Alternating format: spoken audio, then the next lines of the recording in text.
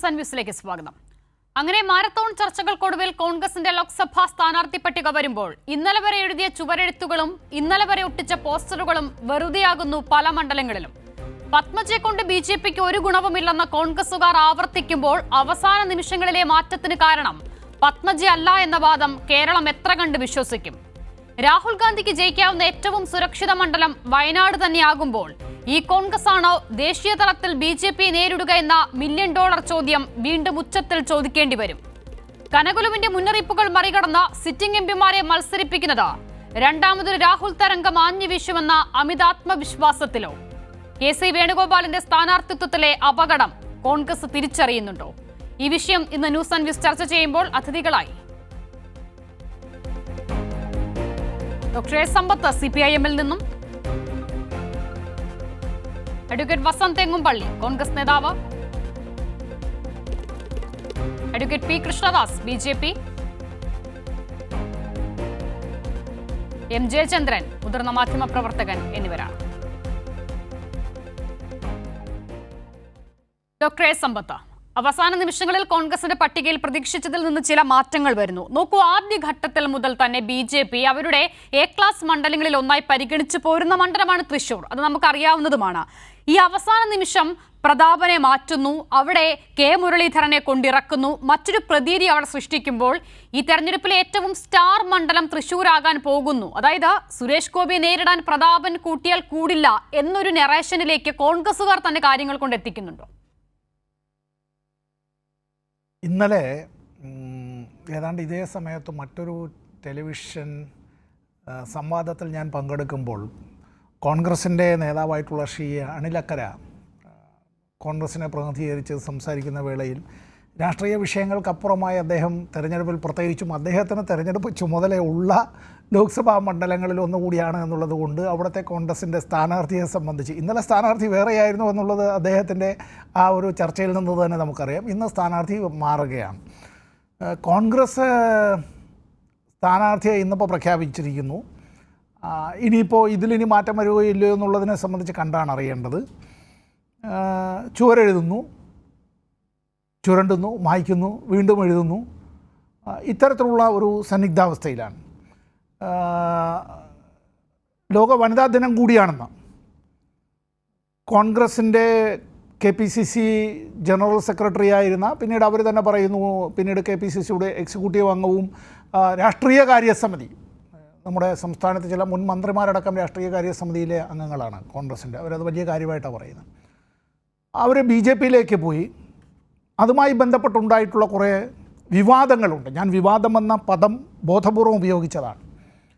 അപ്പോൾ കോൺഗ്രസ് എന്നുള്ളത് BJPയിലേക്ക് ചേക്കേറാനുള്ളൊരു ഇടത്താവളമായി മാറിയത് അത് ഇപ്പോഴല്ല, പെട്ടെന്ന് സംഭവിച്ചതല്ല, നടാടെ ഉണ്ടായതുമല്ല. ഇത് മാസങ്ങളായി നടന്നുകൊണ്ടേയിരിക്കുകയാണ്. ഞാൻ ഒരു ഉദാഹരണം പറയാം. ഞങ്ങൾ ലോക്സഭയിൽ ഉണ്ടായിരുന്നപ്പോഴത്തേക്ക് ഏക് ദിൻ കി സുൽത്താൻ എന്ന് ഞങ്ങളൊരാളെ കളിയാക്കുമായിരുന്നു. ഒരു 6.25 അടി പൊക്കമുള്ള ഒരു ഉത്തർപ്രദേശുകാരനാണ്. ഒറ്റ ദിവസം മാത്രം, മണിക്കൂറുകൾ മാത്രം ഉത്തർപ്രദേശിൽ കോൺഗ്രസിൻ്റെ മുഖ്യമന്ത്രിയായിരുന്ന ജഗദാംബിക പാലിനെയാണ്. അദ്ദേഹം 2009 അദ്ദേഹം കോൺഗ്രസിൻ്റെ ബെഞ്ചിലായിരുന്നു, ട്രഷറി ബെഞ്ചുകളിലായിരുന്നു അദ്ദേഹം. അപ്പോൾ മന്ത്രിമാരുടെ പുറകിലായിരുന്നു. ഞങ്ങളെല്ലാം ആക്രോശിക്കാൻ അദ്ദേഹം അങ്ങനെ നിയോഗിക്കപ്പെട്ടതുപോലെയാണ്. അത് കഴിഞ്ഞ് 2014 ആയപ്പോൾ NDA ഗവൺമെൻറ് വന്നപ്പോഴും അദ്ദേഹം ട്രഷറി ബെഞ്ചിൽ തന്നെയുണ്ട്. അപ്പോൾ ഈ BJP മന്ത്രിമാരുടെ പുറകിലായിരുന്നു അദ്ദേഹം. ഈ കഴിഞ്ഞ ഒരു മാസക്കാലത്തിനിടയിൽ ഇന്ത്യയിൽ 38 കോൺഗ്രസ് നേതാക്കളാണ് BJPയിലേക്ക് എത്തപ്പെട്ടിട്ടുള്ളത്. ഞാൻ ഈ കോൺഗ്രസ് നേതാക്കളെന്ന് പറഞ്ഞതിൽ വിവിധ സംസ്ഥാനങ്ങളിലെ മുൻ മുഖ്യമന്ത്രിമാരുണ്ട്, മന്ത്രിമാരുണ്ട്, യൂണിയൻ ക്യാബിനറ്റ് മന്ത്രിമാരുണ്ട്, യൂണിയൻ സഹമന്ത്രിമാരുണ്ട്, കോൺഗ്രസിൻ്റെ വർക്കിംഗ് കമ്മിറ്റി അംഗങ്ങളുണ്ട്, PCC അധ്യക്ഷന്മാരുണ്ട്, PCC ജനറൽ സെക്രട്ടറിമാരുണ്ട്. അപ്പോൾ ഇത്തരത്തിലുള്ള സംഭവങ്ങൾ നടന്നുകൊണ്ടേയിരിക്കുകയാണ്.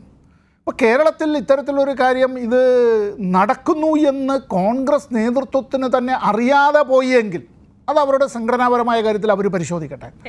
പക്ഷേ ഈ പുറത്തും പ്രസ്താവനകളിലും സോഷ്യൽ മീഡിയയിലുമെല്ലാം വളരെ ഈ വക്രീകരിക്കപ്പെട്ട, ഇംഗ്ലീഷിൽ വൾഗർ എന്ന് നമ്മൾ പറയും, അങ്ങനെയുള്ള ചില പദപ്രയോഗങ്ങളെല്ലാം ഉപയോഗിക്കുന്ന ഒട്ടും ശരിയല്ല. ചില കോൺഗ്രസ് പ്രവർത്തകർ, ചില കോൺഗ്രസിൻ്റെ നേതാക്കൾ ഉൾപ്പെടെയുള്ളവരെല്ലാം ശീലിച്ചു വന്നിട്ടുള്ളൊരു ശൈലി എന്നുള്ളത് തങ്ങളുടെ രാഷ്ട്രീയ പ്രതിയോഗികളെ ഒരുപക്ഷെ തങ്ങളോടൊപ്പമുള്ളവർ അവരുടെ ഗ്രൂപ്പിസത്തിൻ്റേതായ മൂർധന്യാവസ്ഥയിൽ പലപ്പോഴും എന്തൊക്കെയാണ് പറഞ്ഞിട്ടുള്ളത്, എന്തൊക്കെയാണ് വിളിച്ചിട്ടുള്ളത്, എന്തൊക്കെയാണ് എഴുതിയിട്ടുള്ളത് എന്നുള്ളത് ചരിത്രത്തിൻ്റെ ഭാഗമാണ്. ഇപ്പോൾ ഈ ലോക്സഭാ തെരഞ്ഞെടുപ്പിൽ ഒരു കാരണവശാലും കേരളത്തിൽ കോൺഗ്രസ്സിന് മതനിരപേക്ഷതയുടെ വക്താവായി നിലനിൽക്കാൻ കഴിയില്ല. ഇന്ത്യൻ ഫെഡറലിസത്തിൻ്റെ സംരക്ഷകരായി ഒരു കാരണവശാലും കോൺഗ്രസ്സിന് കേരളത്തിലെ ജനങ്ങളുടെ മുമ്പാകെ അഭിമുഖീകരിക്കാനായി കഴിയില്ല. ഇന്ത്യയിൽ BJPയുടെ അവരുടെ ജനദ്രോഹ നടപടികൾക്കെതിരായി അവരുടെ അവരുടെ പൊളിറ്റിക്സ് എന്താണ്? ആ പൊളിറ്റിക്സ് എന്നുള്ളത് ഹിന്ദുത്വ പൊളിറ്റിക്സാണ്. അതൊരു മതവുമായി ബന്ധപ്പെടുത്തിയല്ല, മതത്തിൻ്റെ അതിലധിഷ്ഠിതമായിട്ടുള്ള ഒരു രാഷ്ട്രത്തെ സൃഷ്ടിക്കുന്നതിന് വേണ്ടിയിട്ടുള്ള ഒരു തിയോക്രാറ്റിക് സ്റ്റേറ്റ്, ഒരു മതാധിഷ്ഠിത രാഷ്ട്രം സൃഷ്ടിക്കുന്നതിന് വേണ്ടിയുള്ള മതനിരപേക്ഷതയ്ക്ക് എല്ലാ ഭംഗവും ഉണ്ടാക്കാൻ ഇതിനെ എങ്ങനെയാണ് മിതഹിന്ദുത്വം കൊണ്ടാണോ അതിനെ നേരിടാനായി പോകുന്നത്? ഇന്ത്യയിൽ പലയിടത്തും അത് കണ്ടതാണ്. ആ വക്താക്കളായി തന്നെയാണ് അവർ കേരളത്തിൽ മാറിയിട്ടുള്ളത്. അതാണ് നമ്മൾ ഇന്നിപ്പോൾ കാണുന്നത്. ഇവിടെ ഇന്ന് ഏറ്റവും വലിയ ചെറുത്തുനിൽപ്പ് നടത്താൻ കഴിയുന്നത് ഇടതുപക്ഷത്തിനാണ്. അത് പാർലമെൻറ്റിനുള്ളിലായാലും പാർലമെൻറ്റിന് പുറത്തായിരുന്നാലും ശരി തന്നെ ഉന്നയിക്കുന്ന വിഷയങ്ങൾ, അതിൻ്റെ സാധുത, അതിൻ്റെ കരുത്ത്, ജനങ്ങൾക്കിടയിലേക്ക് ഇറങ്ങിച്ചെല്ലാൻ കഴിയുന്നത്, ജനങ്ങളെ അണിനിരത്താൻ കഴിയുന്നത് ഒക്കെ ഇടതുപക്ഷത്തിനാണ്. ആ പോരാട്ടം തന്നെയാണ് ഏറ്റവും ഒടുവിൽ കേരളത്തിൻ്റെ മുഖ്യമന്ത്രിയുടെ നേതൃത്വത്തിൽ തന്നെ കേരളത്തിലെ ജനപ്രതിനിധികൾ ഡൽഹിയിൽ നടത്തിയതായ ഒരു പോരാട്ടം. ഫെഡറലിസത്തിൻ്റെ സംരക്ഷകരായ തരത്തിൽ നാം കാട്ടിയത്, ഈ രാജ്യത്തിന് കാട്ടിയ മാതൃക ഏറ്റവും ഒടുവിൽ സുപ്രീം കോടതിയിൽ നടത്തിയ കേസ് ലോക്സഭാ തെരഞ്ഞെടുപ്പിലും ഉണ്ടാകും എന്നുള്ള ആത്മവിശ്വാസം. ശരി, ഞാൻ വരാം. ശ്രീ വസന്ത് തെങ്ങുംപള്ളി, നോക്കൂ, സിറ്റിംഗ് എംപിമാരിൽ എല്ലാവർക്കും സീറ്റുണ്ട്, TN പ്രതാപൻ ഒഴികെ. അപ്പോൾ ഒരാളെ മാത്രം മാറ്റി നിർത്താനുള്ള കാരണം എന്താണ്? പ്രതാപനെ കൊണ്ട് കൂട്ടിയാൽ കൂടില്ല എന്നുള്ളതാണോ, അതോ പത്മജ ഫാക്ടർ എത്ര കണ്ട് വർക്ക് ചെയ്തിട്ടുണ്ട് ഈ ഒരു മാറ്റത്തിൽ, അവസാന നിമിഷത്തിലെ മാറ്റത്തിൽ? അല്ല, പാർട്ടി ഔദ്യോഗികമായി AICC ആസ്ഥാനത്ത് AICCയുടെ സംഘടനാ ചുമതലയുള്ള general secretary Shri KC Venugopal ഏതാണ്ട് അരമുക്കാൽ മണിക്കൂറിന് മുമ്പ് ഔദ്യോഗികമായി സ്ഥാനാർത്ഥി പ്രഖ്യാപനം നടത്തുന്നതിനും മണിക്കൂറുകൾക്ക് മുമ്പ് ഇന്ന് രാവിലെ തന്നെ പ്രിയപ്പെട്ട TN പ്രതാപൻ, തൃശ്ശൂരിലെ സിറ്റിംഗ് MP, അദ്ദേഹം തന്നെ K മുരളീധരന് വേണ്ടി ചുവരെഴുത്ത് നടത്തുന്ന ചിത്രങ്ങൾ, വീഡിയോകൾ നിങ്ങളടക്കമുള്ള മാധ്യമങ്ങൾ പുറത്തുവിട്ടില്ലേ? അപ്പൊ പ്രതാപനില്ലാത്ത അതൃപ്തി, പ്രതാപനില്ലാത്ത അസംതൃപ്തി, പ്രതാപനില്ലാത്ത ബുദ്ധിമുട്ട് തൽക്കാലം മാധ്യമങ്ങൾക്ക് വേണ്ട എന്നുള്ളതാണ് കോൺഗ്രസിന്റെ നിലപാട്. രണ്ട്, കോൺഗ്രസ് പാർട്ടിയെ സംബന്ധിച്ച് കഴിഞ്ഞ ദിവസങ്ങളിൽ മനോരമയിലും ന്യൂസ് 18ലും ഒക്കെ നിങ്ങൾ അടക്കമുള്ള മാധ്യമപ്രവർത്തകർ ചോദിക്കുമ്പോൾ ഞാൻ പറഞ്ഞൊരു കാര്യമുണ്ട്. ഇതൊരു ദേശീയ പ്രസ്ഥാനമാണ്. ആ ദേശീയ പ്രസ്ഥാനത്തിന് ഏതെങ്കിലും ഒരു സംസ്ഥാനത്തെ മാത്രം കാൻഡിഡേറ്റ് ലിസ്റ്റ് പ്രഖ്യാപിക്കുക പോസിബിൾ അല്ല. ഒന്നാം ഘട്ട സ്ഥാനാർത്ഥി പ്രഖ്യാപനം അതാണ് ഔദ്യോഗികമായി അഖിലേന്ത്യാ കോൺഗ്രസ് കമ്മിറ്റിക്ക് നടത്താൻ ആകുമായിരുന്നത്. അതാണ് ഇന്ന് നടത്തിയത്. അതിൽ കർണാടകയുണ്ട്, തെലങ്കാനയുണ്ട്, കേരളമുണ്ട്. അപ്പൊ കർണാടകയിലേക്ക് ചില സീറ്റുകളിൽ ചില സമവാക്യങ്ങളുടെ പ്രശ്നങ്ങൾ ഉണ്ടായിരുന്നു. അതൊക്കെ ഇന്ന് രാവിലെയാണ് പരിഹരിക്കപ്പെട്ടത്. ഇവിടെ ഇപ്പോൾ കോൺഗ്രസ് ആരെ മത്സരിപ്പിക്കുന്നു, പ്രതാപനെ മാറ്റുന്നത് കൊണ്ട് മാധ്യമങ്ങൾക്ക് എന്തെങ്കിലും പ്രശ്നമുണ്ടോ എന്നുള്ളതൊന്നും അല്ല ഇവിടുത്തെ വിഷയം. മുരളീധരൻ തന്നെ പറയുന്നുണ്ട് ഇന്നലെ രാത്രിയാണ് ഈ മണ്ഡല മാറ്റത്തെ കുറിച്ച് തന്നെ അറിയിച്ചത് എന്നുള്ളതാണ്. അപ്പോൾ ലാസ്റ്റ് മിനിറ്റിലെ മാറ്റമാണ് അതെന്നുള്ളത് ആ വാക്കുകളിൽ നിന്ന് തന്നെ വ്യക്തമാണ്. ഇനി പത്മജ ഫാക്ടർ ആണോ ഇതിന് കാരണം എന്ന് ചോദിക്കുമ്പോൾ അദ്ദേഹം അല്ല എന്ന് പറയുന്നതുമില്ല. അപ്പോൾ സ്വാഭാവികമായും ഇങ്ങനെയുള്ള ചോദ്യങ്ങൾ ഉണ്ടാകില്ലേ? അല്ല, ഈ ലാസ്റ്റ് മിനിറ്റ് തീരുമാനം അല്ലാതെ ഞാനും പറഞ്ഞില്ലല്ലോ സിത. ലാസ്റ്റ് മിനിറ്റ് തീരുമാനമാണെന്നേ ആണ്, സംശയമൊന്നുമില്ല. പക്ഷേ K കരുണാകരൻ എന്ന് പറയുന്ന കേരളത്തിന്റെ സമാരാധ്യനായ ലീഡറിന്റെ, കേരളത്തിൽ കോൺഗ്രസ് പ്രസ്ഥാനത്തെ വളർത്തിയെടുക്കുന്നതിൽ, കെട്ടിപ്പടുക്കുന്നതിൽ വലിയ പങ്ക് വഹിച്ച ഒരാളുടെ പേര് അദ്ദേഹത്തിന്റെ മകൾ ദുരുപയോഗം ചെയ്യുന്നുവെങ്കിൽ അതിൽ ഫൈനൽ തീർപ്പ് വരുത്തുക, അതിൽ അവസാനത്തെ ആണിയും അടിക്കുക, അതിനെ ചെക്ക് വെക്കുക എന്നുള്ളത് തന്നെയാണ് തീരുമാനം. അതിന്റെ ഭാഗമായി തന്നെയാണ് K മുരളീധരൻ തൃശ്ശൂരിലേക്ക് എത്തുന്നത്. സംശയമൊന്നും വേണ്ട. പത്മജ പോയത് ഒരു ഗുണവും BJPക്ക് ഉണ്ടാക്കില്ല എന്ന് നിങ്ങൾ പറയുന്നുണ്ട്. പക്ഷേ പത്മജ പോയത് ഏതെങ്കിലും ഒക്കെ തരത്തിൽ അപ്പോൾ BJPക്ക് ഗുണം ചെയ്യും, അത് തടയാനാണ് എന്നുള്ളതാണോ? അപ്പോൾ പത്മജ ഫാക്ടർ ഉണ്ട് എന്നുള്ളത് സമ്മതിക്കുകയാണോ? അല്ല, ഒരു പത്മജ ഫാക്ടറും ഇല്ല. ആകപ്പാടെ ഉള്ള പത്മജ ഫാക്ടർ എന്ന് പറയുന്നത് സ്വയം വിമർശനാത്മകമായി ഞാൻ പറയുന്നു, ലീഡർ K കരുണാകരന്റെ മകൾ എന്നുള്ള ഒരേ ഒരു പരിഗണനയുടെ പുറത്ത് അവർക്ക് അർഹതയില്ലാത്ത പലതും പലപ്പോഴും പാർട്ടി കൊടുത്തിട്ടുണ്ട്. കാര്യം എന്താണെന്ന് വെച്ചാൽ ലീഡർ K കരുണാകരന്റെ മകൾ എന്നുള്ള അവരുടെ ആ സ്ഥാനം, ആ ലെഗസി പാർട്ടി അംഗീകരിച്ചിട്ടുണ്ട്. അത് വേണ്ടിയിരുന്നില്ല എന്ന് ഇപ്പോൾ പാർട്ടി തിരിച്ചറിയുന്നുമുണ്ട്. പക്ഷേ ഞാൻ പറഞ്ഞല്ലോ, K കരുണാകരന്റെ ലെഗസി അത് ദുരുപയോഗം ചെയ്യാൻ ആരെയും അനുവദിക്കേണ്ടതില്ല എന്നുള്ളതാണ് പാർട്ടിയുടെ തീരുമാനം. അതിന്റെ ഭാഗമായാണ് K മുരളീധരൻ തൃശ്ശൂരിലേക്ക് എത്തുന്നത്. ഞങ്ങളുടെ പാർട്ടിയുടെ സ്ഥാനാർത്ഥിയെ തീരുമാനിക്കാൻ കഴിഞ്ഞ ദിവസം വരെ എന്തുകൊണ്ടാണ് സ്ഥാനാർത്ഥി വരുന്നില്ലേ എന്നുള്ളായിരുന്നല്ലോ ചോദ്യം. പക്ഷെ ഞാൻ ചോദിക്കട്ടെ, നോക്കൂ, ഇപ്പോൾ K കരുണാകരന്റെ ലെഗസി ഏത് നിലയിൽ പത്മജ തൃശ്ശൂരിൽ ഉപയോഗിക്കും എന്നാണ് നിങ്ങൾ കരുതുന്നത്? കേട്ടില്ല.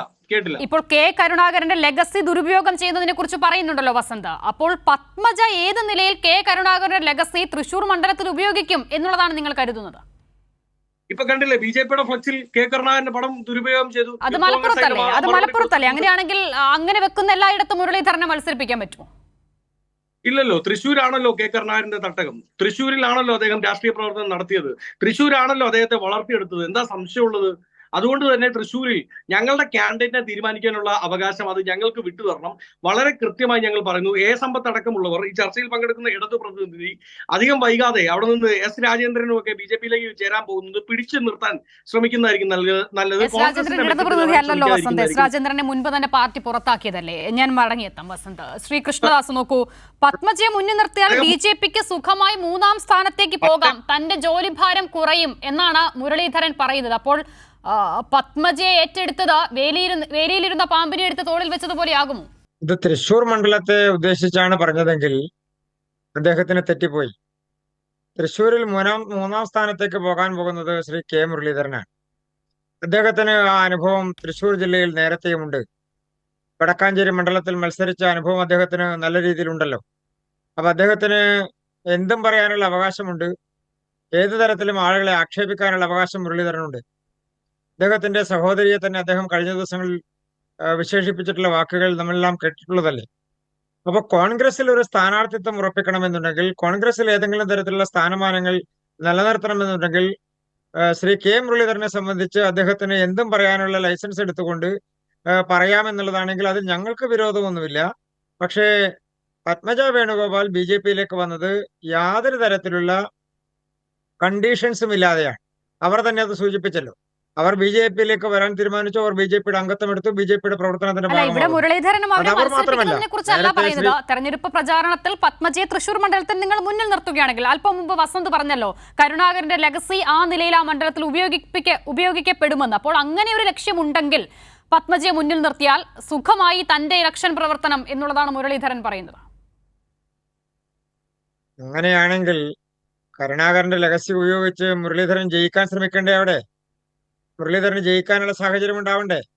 അതിനെ സംബന്ധിച്ച് മുരളീധരന് ധാരണയില്ലാത്ത കൊണ്ടല്ലേ അദ്ദേഹം ആ ലെഗസിയെ കുറിച്ച് പറയുന്നത്. അപ്പൊ അങ്ങനെയല്ലല്ലോ. അദ്ദേഹം ശ്രീ കെ കരുണാകരനെ തള്ളിപ്പറഞ്ഞ് എത്രയോ വട്ടം പാർട്ടി വിട്ടു പോയിട്ടുള്ള ആളാണ്. അത് ഇന്ന് ശ്രീമതി പത്മജ സൂചിപ്പിച്ചല്ലോ. ആ കരുണാകരന്റെ ലെഗസി അങ്ങനെ ഉണ്ടായിരുന്നു എന്നുണ്ടെങ്കിൽ മുരളീധരൻ കരുണാകരനെ വിട്ടു പോകുമായിരുന്നോ? കോൺഗ്രസ് വിട്ടു പോകുമായിരുന്നോ? അപ്പൊ അദ്ദേഹത്തിനെ സംബന്ധിച്ച്, അദ്ദേഹം പോയിട്ടുള്ള പാർട്ടിയെ സംബന്ധിച്ചും പിന്നീട് അദ്ദേഹം ബന്ധപ്പെട്ടിട്ടുള്ള മുന്നണികളെ സംബന്ധിച്ചെല്ലാം ശ്രീമതി പത്മജ എന്ന് സൂചിപ്പിച്ചല്ലോ. അപ്പൊ കേരളത്തിലെ രാഷ്ട്രീയ സാഹചര്യത്തിൽ മുരളീധരന്റേത് ഒരു താൽക്കാലികമായി വോട്ട് നേടാൻ വേണ്ടിയിട്ടുള്ള അടവ് മാത്രമാണ് എന്ന് അവരുടെ വാക്കുകളിൽ നിന്ന് വളരെ വ്യക്തമല്ലേ?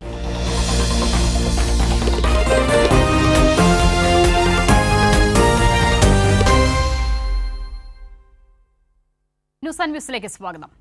അങ്ങനെ മാരത്തോൺ ചർച്ചകൾക്കൊടുവിൽ കോൺഗ്രസിന്റെ ലോക്സഭാ സ്ഥാനാർത്ഥി പട്ടിക വരുമ്പോൾ ഇന്നലെ വരെ എഴുതിയ ചുവരെഴുത്തുകളും ഇന്നലെ വരെ ഒട്ടിച്ച പോസ്റ്ററുകളും വെറുതെയാകുന്നു പല മണ്ഡലങ്ങളിലും. പത്മജയെ കൊണ്ട് ബി.ജെ.പിക്ക് ഒരു ഗുണവുമില്ലെന്ന് കോൺഗ്രസുകാർ ആവർത്തിക്കുമ്പോൾ അവസാന നിമിഷങ്ങളിലെ മാറ്റത്തിന് കാരണം പത്മജ അല്ല എന്ന വാദം കേരളം എത്ര കണ്ട് വിശ്വസിക്കും?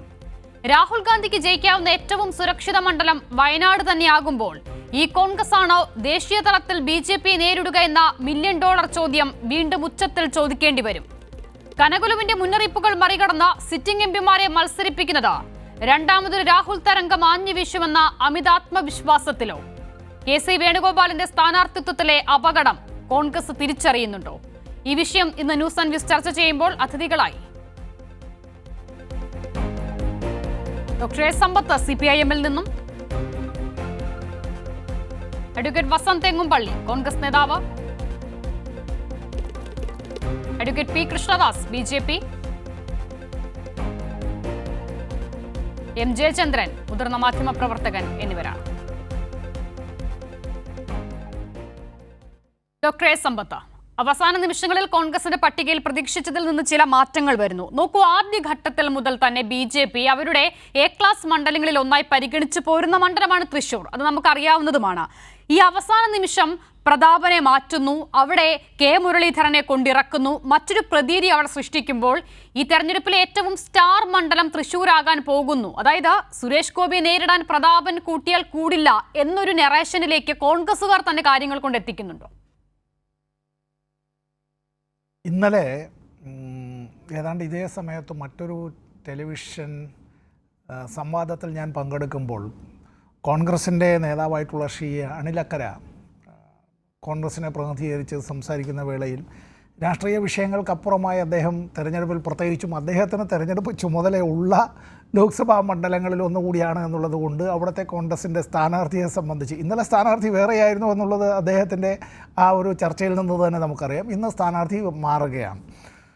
കോൺഗ്രസ് സ്ഥാനാർത്ഥിയെ ഇന്നിപ്പോൾ പ്രഖ്യാപിച്ചിരിക്കുന്നു. ഇനിയിപ്പോൾ ഇതിലിനി മാറ്റം വരുകയോ ഇല്ലയോ എന്നുള്ളതിനെ സംബന്ധിച്ച് കണ്ടാണ് അറിയേണ്ടത്. ചുവരെഴുതുന്നു, ചുരണ്ടുന്നു, മായ്ക്കുന്നു, വീണ്ടും എഴുതുന്നു. ഇത്തരത്തിലുള്ള ഒരു സന്നിഗ്ധാവസ്ഥയിലാണ്.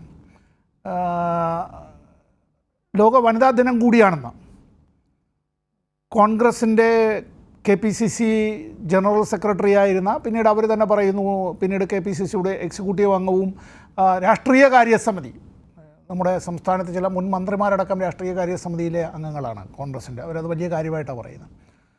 അവർ BJPയിലേക്ക് പോയി.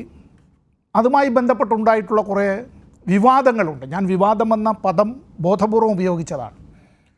അപ്പോൾ കോൺഗ്രസ് എന്നുള്ളത് BJPയിലേക്ക് ചേക്കേറാനുള്ളൊരു ഇടത്താവളമായി മാറിയത് അത് ഇപ്പോഴല്ല, പെട്ടെന്ന് സംഭവിച്ചതല്ല, നടാടെ ഉണ്ടായതുമല്ല. ഇത് മാസങ്ങളായി നടന്നുകൊണ്ടേയിരിക്കുകയാണ്. ഞാൻ ഒരു ഉദാഹരണം പറയാം. ഞങ്ങൾ ലോക്സഭയിൽ ഉണ്ടായിരുന്നപ്പോഴത്തേക്ക് ഏക് ദിൻ കി സുൽത്താൻ എന്ന് ഞങ്ങളൊരാളെ കളിയാക്കുമായിരുന്നു.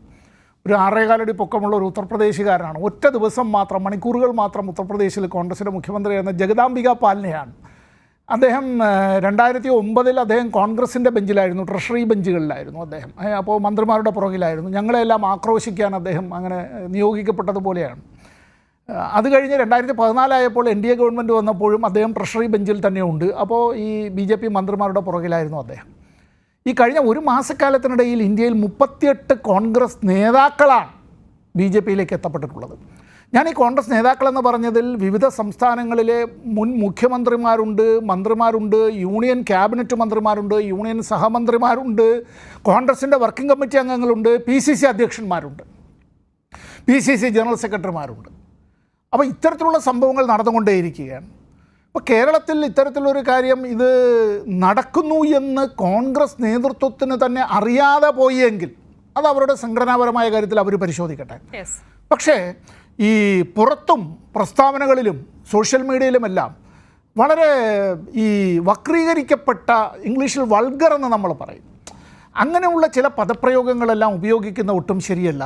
ചില കോൺഗ്രസ് പ്രവർത്തകർ, ചില കോൺഗ്രസിൻ്റെ നേതാക്കൾ ഉൾപ്പെടെയുള്ളവരെല്ലാം ശീലിച്ചു വന്നിട്ടുള്ളൊരു ശൈലി എന്നുള്ളത് തങ്ങളുടെ രാഷ്ട്രീയ പ്രതിയോഗികളെ ഒരുപക്ഷെ തങ്ങളോടൊപ്പമുള്ളവർ അവരുടെ ഗ്രൂപ്പിസത്തിൻ്റേതായ മൂർധന്യാവസ്ഥയിൽ പലപ്പോഴും എന്തൊക്കെയാണ് പറഞ്ഞിട്ടുള്ളത്, എന്തൊക്കെയാണ് വിളിച്ചിട്ടുള്ളത്, എന്തൊക്കെയാണ് എഴുതിയിട്ടുള്ളത് എന്നുള്ളത് ചരിത്രത്തിൻ്റെ ഭാഗമാണ്.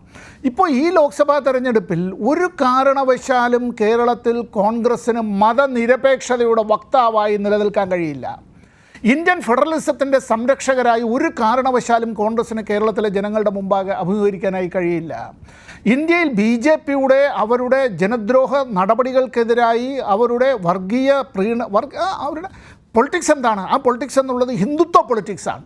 അതൊരു മതവുമായി ബന്ധപ്പെടുത്തിയല്ല, മതത്തിൻ്റെ അതിലധിഷ്ഠിതമായിട്ടുള്ള ഒരു രാഷ്ട്രത്തെ സൃഷ്ടിക്കുന്നതിന് വേണ്ടിയിട്ടുള്ള ഒരു തിയോക്രാറ്റിക് സ്റ്റേറ്റ്, ഒരു മതാധിഷ്ഠിത രാഷ്ട്രം സൃഷ്ടിക്കുന്നതിന് വേണ്ടിയുള്ള മതനിരപേക്ഷതയ്ക്ക് എല്ലാ ഭംഗവും ഉണ്ടാക്കാൻ, ഇതിനെ എങ്ങനെയാണ് മിതഹിന്ദുത്വം കൊണ്ടാണോ അതിനെ നേരിടാനായി പോകുന്നത്? ഇന്ത്യയിൽ പലയിടത്തും അത് കണ്ടതാണ്.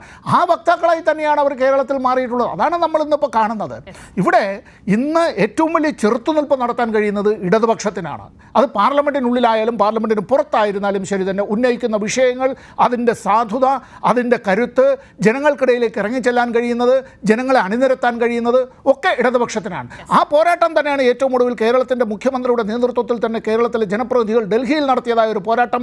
ഫെഡറലിസത്തിൻ്റെ സംരക്ഷകരായ തരത്തിൽ നാം കാട്ടിയത്, ഈ രാജ്യത്തിന് കാട്ടിയ മാതൃക ഏറ്റവും ഒടുവിൽ സുപ്രീം കോടതിയിൽ നടത്തിയ കേസ് ലോക്സഭാ തെരഞ്ഞെടുപ്പിലും ഉണ്ടാകും എന്നുള്ള ആത്മവിശ്വാസം. ശരി, ഞാൻ വരാം. ശ്രീ വസന്ത് തെങ്ങുംപള്ളി, നോക്കൂ, സിറ്റിംഗ് MPമാരിൽ എല്ലാവർക്കും സീറ്റുണ്ട്, TN പ്രതാപൻ ഒഴികെ. അപ്പോൾ ഒരാളെ മാത്രം മാറ്റി നിർത്താനുള്ള കാരണം എന്താണ്? പ്രതാപനെ കൊണ്ട് കൂട്ടിയാൽ കൂടില്ല എന്നുള്ളതാണോ, അതോ പത്മജ ഫാക്ടർ എത്ര കണ്ട് വർക്ക് ചെയ്തിട്ടുണ്ട് ഈ ഒരു മാറ്റത്തിൽ, അവസാന നിമിഷത്തിലെ മാറ്റത്തിൽ? അല്ല, പാർട്ടി ഔദ്യോഗികമായി AICC ആസ്ഥാനത്ത് AICCയുടെ സംഘടനാ ചുമതലയുള്ള general secretary Shri KC Venugopal ഏതാണ്ട് അരമുക്കാൽ മണിക്കൂറിന് മുമ്പ് ഔദ്യോഗികമായി സ്ഥാനാർത്ഥി പ്രഖ്യാപനം നടത്തുന്നതിനും മണിക്കൂറുകൾക്ക് മുമ്പ് ഇന്ന് രാവിലെ തന്നെ പ്രിയപ്പെട്ട TN പ്രതാപൻ, തൃശ്ശൂരിലെ സിറ്റിംഗ് MP, അദ്ദേഹം തന്നെ K മുരളീധരന് വേണ്ടി ചുവരെഴുത്ത് നടത്തുന്ന ചിത്രങ്ങൾ, വീഡിയോകൾ നിങ്ങളടക്കമുള്ള മാധ്യമങ്ങൾ പുറത്തുവിട്ടില്ലേ? അപ്പൊ പ്രതാപനില്ലാത്ത അതൃപ്തി, പ്രതാപനില്ലാത്ത അസംതൃപ്തി, പ്രതാപനില്ലാത്ത ബുദ്ധിമുട്ട് തൽക്കാലം മാധ്യമങ്ങൾക്ക് വേണ്ട എന്നുള്ളതാണ് കോൺഗ്രസിന്റെ നിലപാട്. രണ്ട്, കോൺഗ്രസ് പാർട്ടിയെ സംബന്ധിച്ച് കഴിഞ്ഞ ദിവസങ്ങളിൽ മനോരമയിലും ന്യൂസ് 18ലും ഒക്കെ നിങ്ങൾ അടക്കമുള്ള മാധ്യമപ്രവർത്തകർ ചോദിക്കുമ്പോൾ ഞാൻ പറഞ്ഞൊരു കാര്യമുണ്ട്. ഇതൊരു ദേശീയ പ്രസ്ഥാനമാണ്. ആ ദേശീയ പ്രസ്ഥാനത്തിന് ഏതെങ്കിലും ഒരു സംസ്ഥാനത്തെ മാത്രം കാൻഡിഡേറ്റ് ലിസ്റ്റ് പ്രഖ്യാപിക്കുക പോസിബിൾ അല്ല. ഒന്നാം ഘട്ട സ്ഥാനാർത്ഥി പ്രഖ്യാപനം അതാണ് ഔദ്യോഗികമായി അഖിലേന്ത്യാ കോൺഗ്രസ് കമ്മിറ്റിക്ക് നടത്താൻ ആകുമായിരുന്നത്. അതാണ് ഇന്ന് നടത്തിയത്. അതിൽ കർണാടകയുണ്ട്, തെലങ്കാനയുണ്ട്, കേരളമുണ്ട്. അപ്പൊ കർണാടകയിലേക്ക് ചില സീറ്റുകളിൽ ചില സമവാക്യങ്ങളുടെ പ്രശ്നങ്ങൾ ഉണ്ടായിരുന്നു. അതൊക്കെ ഇന്ന് രാവിലെയാണ് പരിഹരിക്കപ്പെട്ടത്. ഇവിടെ ഇപ്പോൾ കോൺഗ്രസ് ആരെ മത്സരിപ്പിക്കുന്നു, പ്രതാപനെ മാറ്റുന്നത് കൊണ്ട് മാധ്യമങ്ങൾക്ക് എന്തെങ്കിലും പ്രശ്നമുണ്ടോ എന്നുള്ളതൊന്നും അല്ല ഇവിടുത്തെ വിഷയം. മുരളീധരൻ തന്നെ പറയുന്നുണ്ട് ഇന്നലെ രാത്രിയാണ് ഈ മണ്ഡല മാറ്റത്തെ കുറിച്ച് തന്നെ അറിയിച്ചത് എന്നുള്ളതാണ്. അപ്പോൾ ലാസ്റ്റ് മിനിറ്റിലെ മാറ്റമാണ് അതെന്നുള്ളത് ആ വാക്കുകളിൽ നിന്ന് തന്നെ വ്യക്തമാണ്. ഇനി പത്മജ ഫാക്ടർ ആണോ ഇതിന് കാരണം എന്ന് ചോദിക്കുമ്പോൾ അദ്ദേഹം അല്ല എന്ന് പറയുന്നതുമില്ല. അപ്പോൾ സ്വാഭാവികമായും ഇങ്ങനെയുള്ള ചോദ്യങ്ങൾ ഉണ്ടാകില്ലേ? അല്ല, ഈ ലാസ്റ്റ് മിനിറ്റ് തീരുമാനം അല്ലാതെ ഞാനും പറഞ്ഞില്ലല്ലോ സിത. ലാസ്റ്റ് മിനിറ്റ് തീരുമാനമാണെന്നേ ആണ്, സംശയമൊന്നുമില്ല. പക്ഷേ K കരുണാകരൻ എന്ന് പറയുന്ന കേരളത്തിന്റെ സമാരാധ്യനായ ലീഡറിന്റെ, കേരളത്തിൽ കോൺഗ്രസ് പ്രസ്ഥാനത്തെ വളർത്തിയെടുക്കുന്നതിൽ, കെട്ടിപ്പടുക്കുന്നതിൽ വലിയ പങ്ക് വഹിച്ച ഒരാളുടെ പേര് അദ്ദേഹത്തിന്റെ മകൾ ദുരുപയോഗം ചെയ്യുന്നുവെങ്കിൽ അതിൽ ഫൈനൽ തീർപ്പ് വരുത്തുക, അതിൽ അവസാനത്തെ ആണിയും അടിക്കുക, അതിനെ ചെക്ക് വെക്കുക എന്നുള്ളത് തന്നെയാണ് തീരുമാനം. അതിന്റെ ഭാഗമായി തന്നെയാണ് K മുരളീധരൻ തൃശ്ശൂരിലേക്ക് എത്തുന്നത്. സംശയമൊന്നും വേണ്ട. പത്മജ പോയത് ഒരു ഗുണവും BJPക്ക് ഉണ്ടാക്കില്ല എന്ന് നിങ്ങൾ പറയുന്നുണ്ട്. പക്ഷേ പത്മജ പോയത് ഏതെങ്കിലും ഒക്കെ തരത്തിൽ അപ്പോൾ BJPക്ക് ഗുണം ചെയ്യും, അത് തടയാനാണ് എന്നുള്ളതാണോ? അപ്പോൾ പത്മജ ഫാക്ടർ ഉണ്ട് എന്നുള്ളത് സമ്മതിക്കുകയാണോ? അല്ല, ഒരു പത്മജ ഫാക്ടറും ഇല്ല. ആകപ്പാടെയുള്ള പത്മജ ഫാക്ടർ എന്ന് പറയുന്നത് സ്വയം വിമർശനാത്മകമായി ഞാൻ പറയുന്നു, ലീഡർ K കരുണാകരന്റെ മകൾ എന്നുള്ള ഒരേ ഒരു പരിഗണനയുടെ പുറത്ത് അവർക്ക് അർഹതയില്ലാത്ത പലതും പലപ്പോഴും പാർട്ടി കൊടുത്തിട്ടുണ്ട്. കാര്യം എന്താണെന്ന് വെച്ചാൽ ലീഡർ K കരുണാകരന്റെ മകൾ എന്നുള്ള അവരുടെ ആ സ്ഥാനം, ആ ലെഗസി പാർട്ടി അംഗീകരിച്ചിട്ടുണ്ട്. അത് വേണ്ടിയിരുന്നില്ല എന്ന് ഇപ്പോൾ പാർട്ടി തിരിച്ചറിയുന്നുമുണ്ട്. പക്ഷേ ഞാൻ പറഞ്ഞല്ലോ, K കരുണാകരന്റെ ലെഗസി അത് ദുരുപയോഗം ചെയ്യാൻ ആരെയും അനുവദിക്കേണ്ടതില്ല എന്നുള്ളതാണ് പാർട്ടിയുടെ തീരുമാനം. അതിന്റെ ഭാഗമായാണ് K മുരളീധരൻ തൃശ്ശൂരിലേക്ക് എത്തുന്നത്. ഞങ്ങളുടെ പാർട്ടിയുടെ സ്ഥാനാർത്ഥിയെ തീരുമാനിക്കാൻ കഴിഞ്ഞ ദിവസം വരെ എന്തുകൊണ്ടാണ് സ്ഥാനാർത്ഥി വരുന്നില്ലേ എന്നുള്ളായിരുന്നല്ലോ ചോദ്യം. പക്ഷെ ഞാൻ ചോദിക്കട്ടെ, നോക്കൂ, ഇപ്പോൾ K കരുണാകരന്റെ ലെഗസി ഏത് നിലയിൽ പത്മജ തൃശ്ശൂരിൽ ഉപയോഗിക്കും എന്നാണ് നിങ്ങൾ കരുതുന്നത്? കേട്ടില്ല. ഇപ്പോൾ K കരുണാകരന്റെ ലെഗസി ദുരുപയോഗം ചെയ്യുന്നതിനെ കുറിച്ച് പറയുന്നുണ്ടല്ലോ വസന്ത്. അപ്പോൾ പത്മജ ഏത് നിലയിൽ K കരുണാകരന്റെ ലെഗസി തൃശ്ശൂർ മണ്ഡലത്തിൽ ഉപയോഗിക്കും എന്നുള്ളതാണ് നിങ്ങൾ കരുതുന്നത്? ഇപ്പൊ കണ്ടില്ലേ, BJPയുടെ ഫ്ലക്സിൽ K കരുണാകരന്റെ പടം ദുരുപയോഗം ചെയ്തു. അത് മലപ്പുറത്തല്ലേ? അങ്ങനെയാണെങ്കിൽ അങ്ങനെ വെക്കുന്ന എല്ലായിടത്തും മുരളീധരനെ മത്സരിപ്പിക്കാൻ പറ്റുമോ? ഇല്ലല്ലോ. തൃശ്ശൂരാണല്ലോ K കരുണാകരന്റെ തട്ടകം. തൃശ്ശൂരിലാണല്ലോ അദ്ദേഹം രാഷ്ട്രീയ പ്രവർത്തനം നടത്തിയത്. തൃശ്ശൂരാണല്ലോ അദ്ദേഹത്തെ വളർത്തിയെടുത്തത്. എന്താ സംശയമുള്ളത്? അതുകൊണ്ട് തന്നെ തൃശ്ശൂരിൽ ഞങ്ങളുടെ കാൻഡിഡേറ്റിനെ തീരുമാനിക്കാനുള്ള അവകാശം അത് ഞങ്ങൾക്ക് വിട്ടുതരണം. വളരെ കൃത്യമായി ഞങ്ങൾ പറയുന്നു. സമ്പത്ത് അടക്കമുള്ളവർ, ഈ ചർച്ചയിൽ പങ്കെടുക്കുന്ന ഇടതു പ്രതിനിധി അധികം വൈകാതെ അവിടെ നിന്ന് S രാജേന്ദ്രനും ഒക്കെ BJPയിലേക്ക് ചേരാൻ പോകുന്നത് പിടിച്ചു നിർത്താൻ ശ്രമിക്കുന്നതായിരിക്കും നല്ലത്. രാജേന്ദ്രനെ മുൻപ് തന്നെ പാർട്ടി പുറത്താക്കിയതല്ലേ? ഞാൻ മടങ്ങിയെത്താം വസന്ത്. ഇത് തൃശ്ശൂർ മണ്ഡലത്തെ ഉദ്ദേശിച്ചാണ് പറഞ്ഞതെങ്കിൽ അദ്ദേഹത്തിന് തെറ്റിപ്പോയി. തൃശ്ശൂരിൽ മൂന്നാം സ്ഥാനത്തേക്ക് പോകാൻ പോകുന്നത് ശ്രീ K മുരളീധരനാണ്. അദ്ദേഹത്തിന് ആ അനുഭവം തൃശ്ശൂർ ജില്ലയിൽ നേരത്തെയുമുണ്ട്. വടക്കാഞ്ചേരി മണ്ഡലത്തിൽ മത്സരിച്ച അനുഭവം അദ്ദേഹത്തിന് നല്ല രീതിയിലുണ്ടല്ലോ. അപ്പൊ അദ്ദേഹത്തിന് എന്തും പറയാനുള്ള അവകാശമുണ്ട്. ഏതു തരത്തിലും ആളുകളെ ആക്ഷേപിക്കാനുള്ള അവകാശം മുരളീധരനുണ്ട്. അദ്ദേഹത്തിന്റെ സഹോദരിയെ തന്നെ അദ്ദേഹം കഴിഞ്ഞ ദിവസങ്ങളിൽ വിശേഷിപ്പിച്ചിട്ടുള്ള വാക്കുകൾ നമ്മളെല്ലാം കേട്ടിട്ടുള്ളതല്ലേ. അപ്പൊ കോൺഗ്രസിൽ ഒരു സ്ഥാനാർത്ഥിത്വം ഉറപ്പിക്കണമെന്നുണ്ടെങ്കിൽ, കോൺഗ്രസിൽ ഏതെങ്കിലും തരത്തിലുള്ള സ്ഥാനമാനങ്ങൾ നിലനിർത്തണമെന്നുണ്ടെങ്കിൽ ശ്രീ K മുരളീധരനെ സംബന്ധിച്ച് അദ്ദേഹത്തിന് എന്തും പറയാനുള്ള ലൈസൻസ് എടുത്തുകൊണ്ട് പറയാമെന്നുള്ളതാണെങ്കിൽ അതിൽ ഞങ്ങൾക്ക് വിരോധമൊന്നുമില്ല. പക്ഷേ പത്മജ വേണുഗോപാൽ BJPയിലേക്ക് വന്നത് യാതൊരു തരത്തിലുള്ള കണ്ടീഷൻസും ഇല്ലാതെയാണ്. അവർ തന്നെ അത് സൂചിപ്പിച്ചല്ലോ. അവർ BJPയിലേക്ക് വരാൻ തീരുമാനിച്ചു. അവർ BJPയുടെ അംഗത്വം എടുത്തു. BJPയുടെ പ്രവർത്തനത്തിന്റെ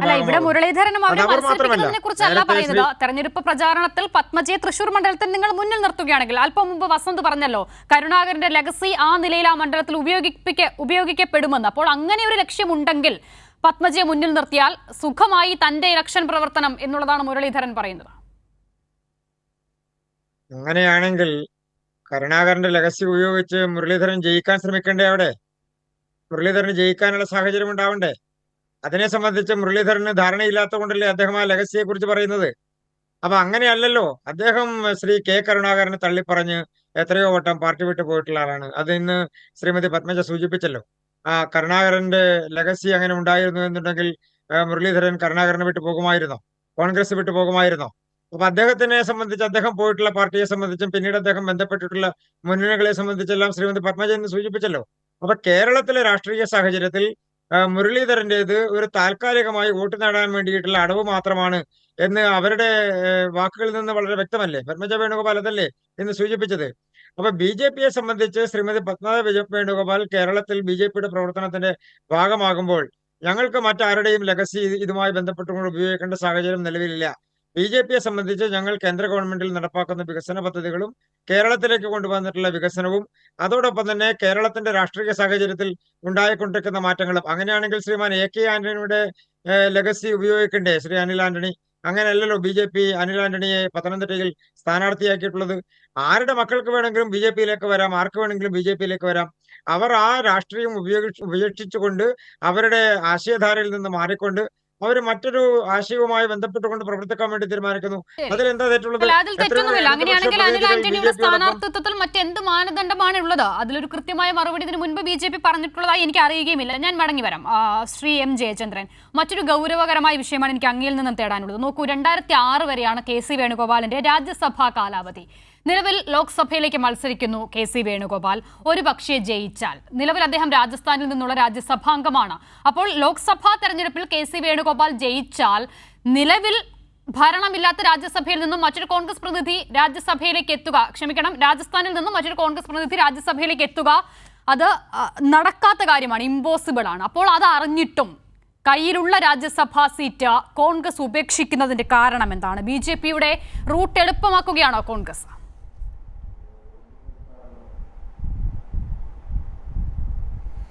അല്ല, അത് അസിത, ഈ കെ സി വേണുഗോപാൽ രാജ്യസഭാ അംഗത്വം രാജിവെച്ചിട്ടല്ലല്ലോ ആലപ്പുഴ പാർലമെന്റ് സ്ഥാനാർത്ഥിയായിട്ട് മത്സരിക്കുന്നത്.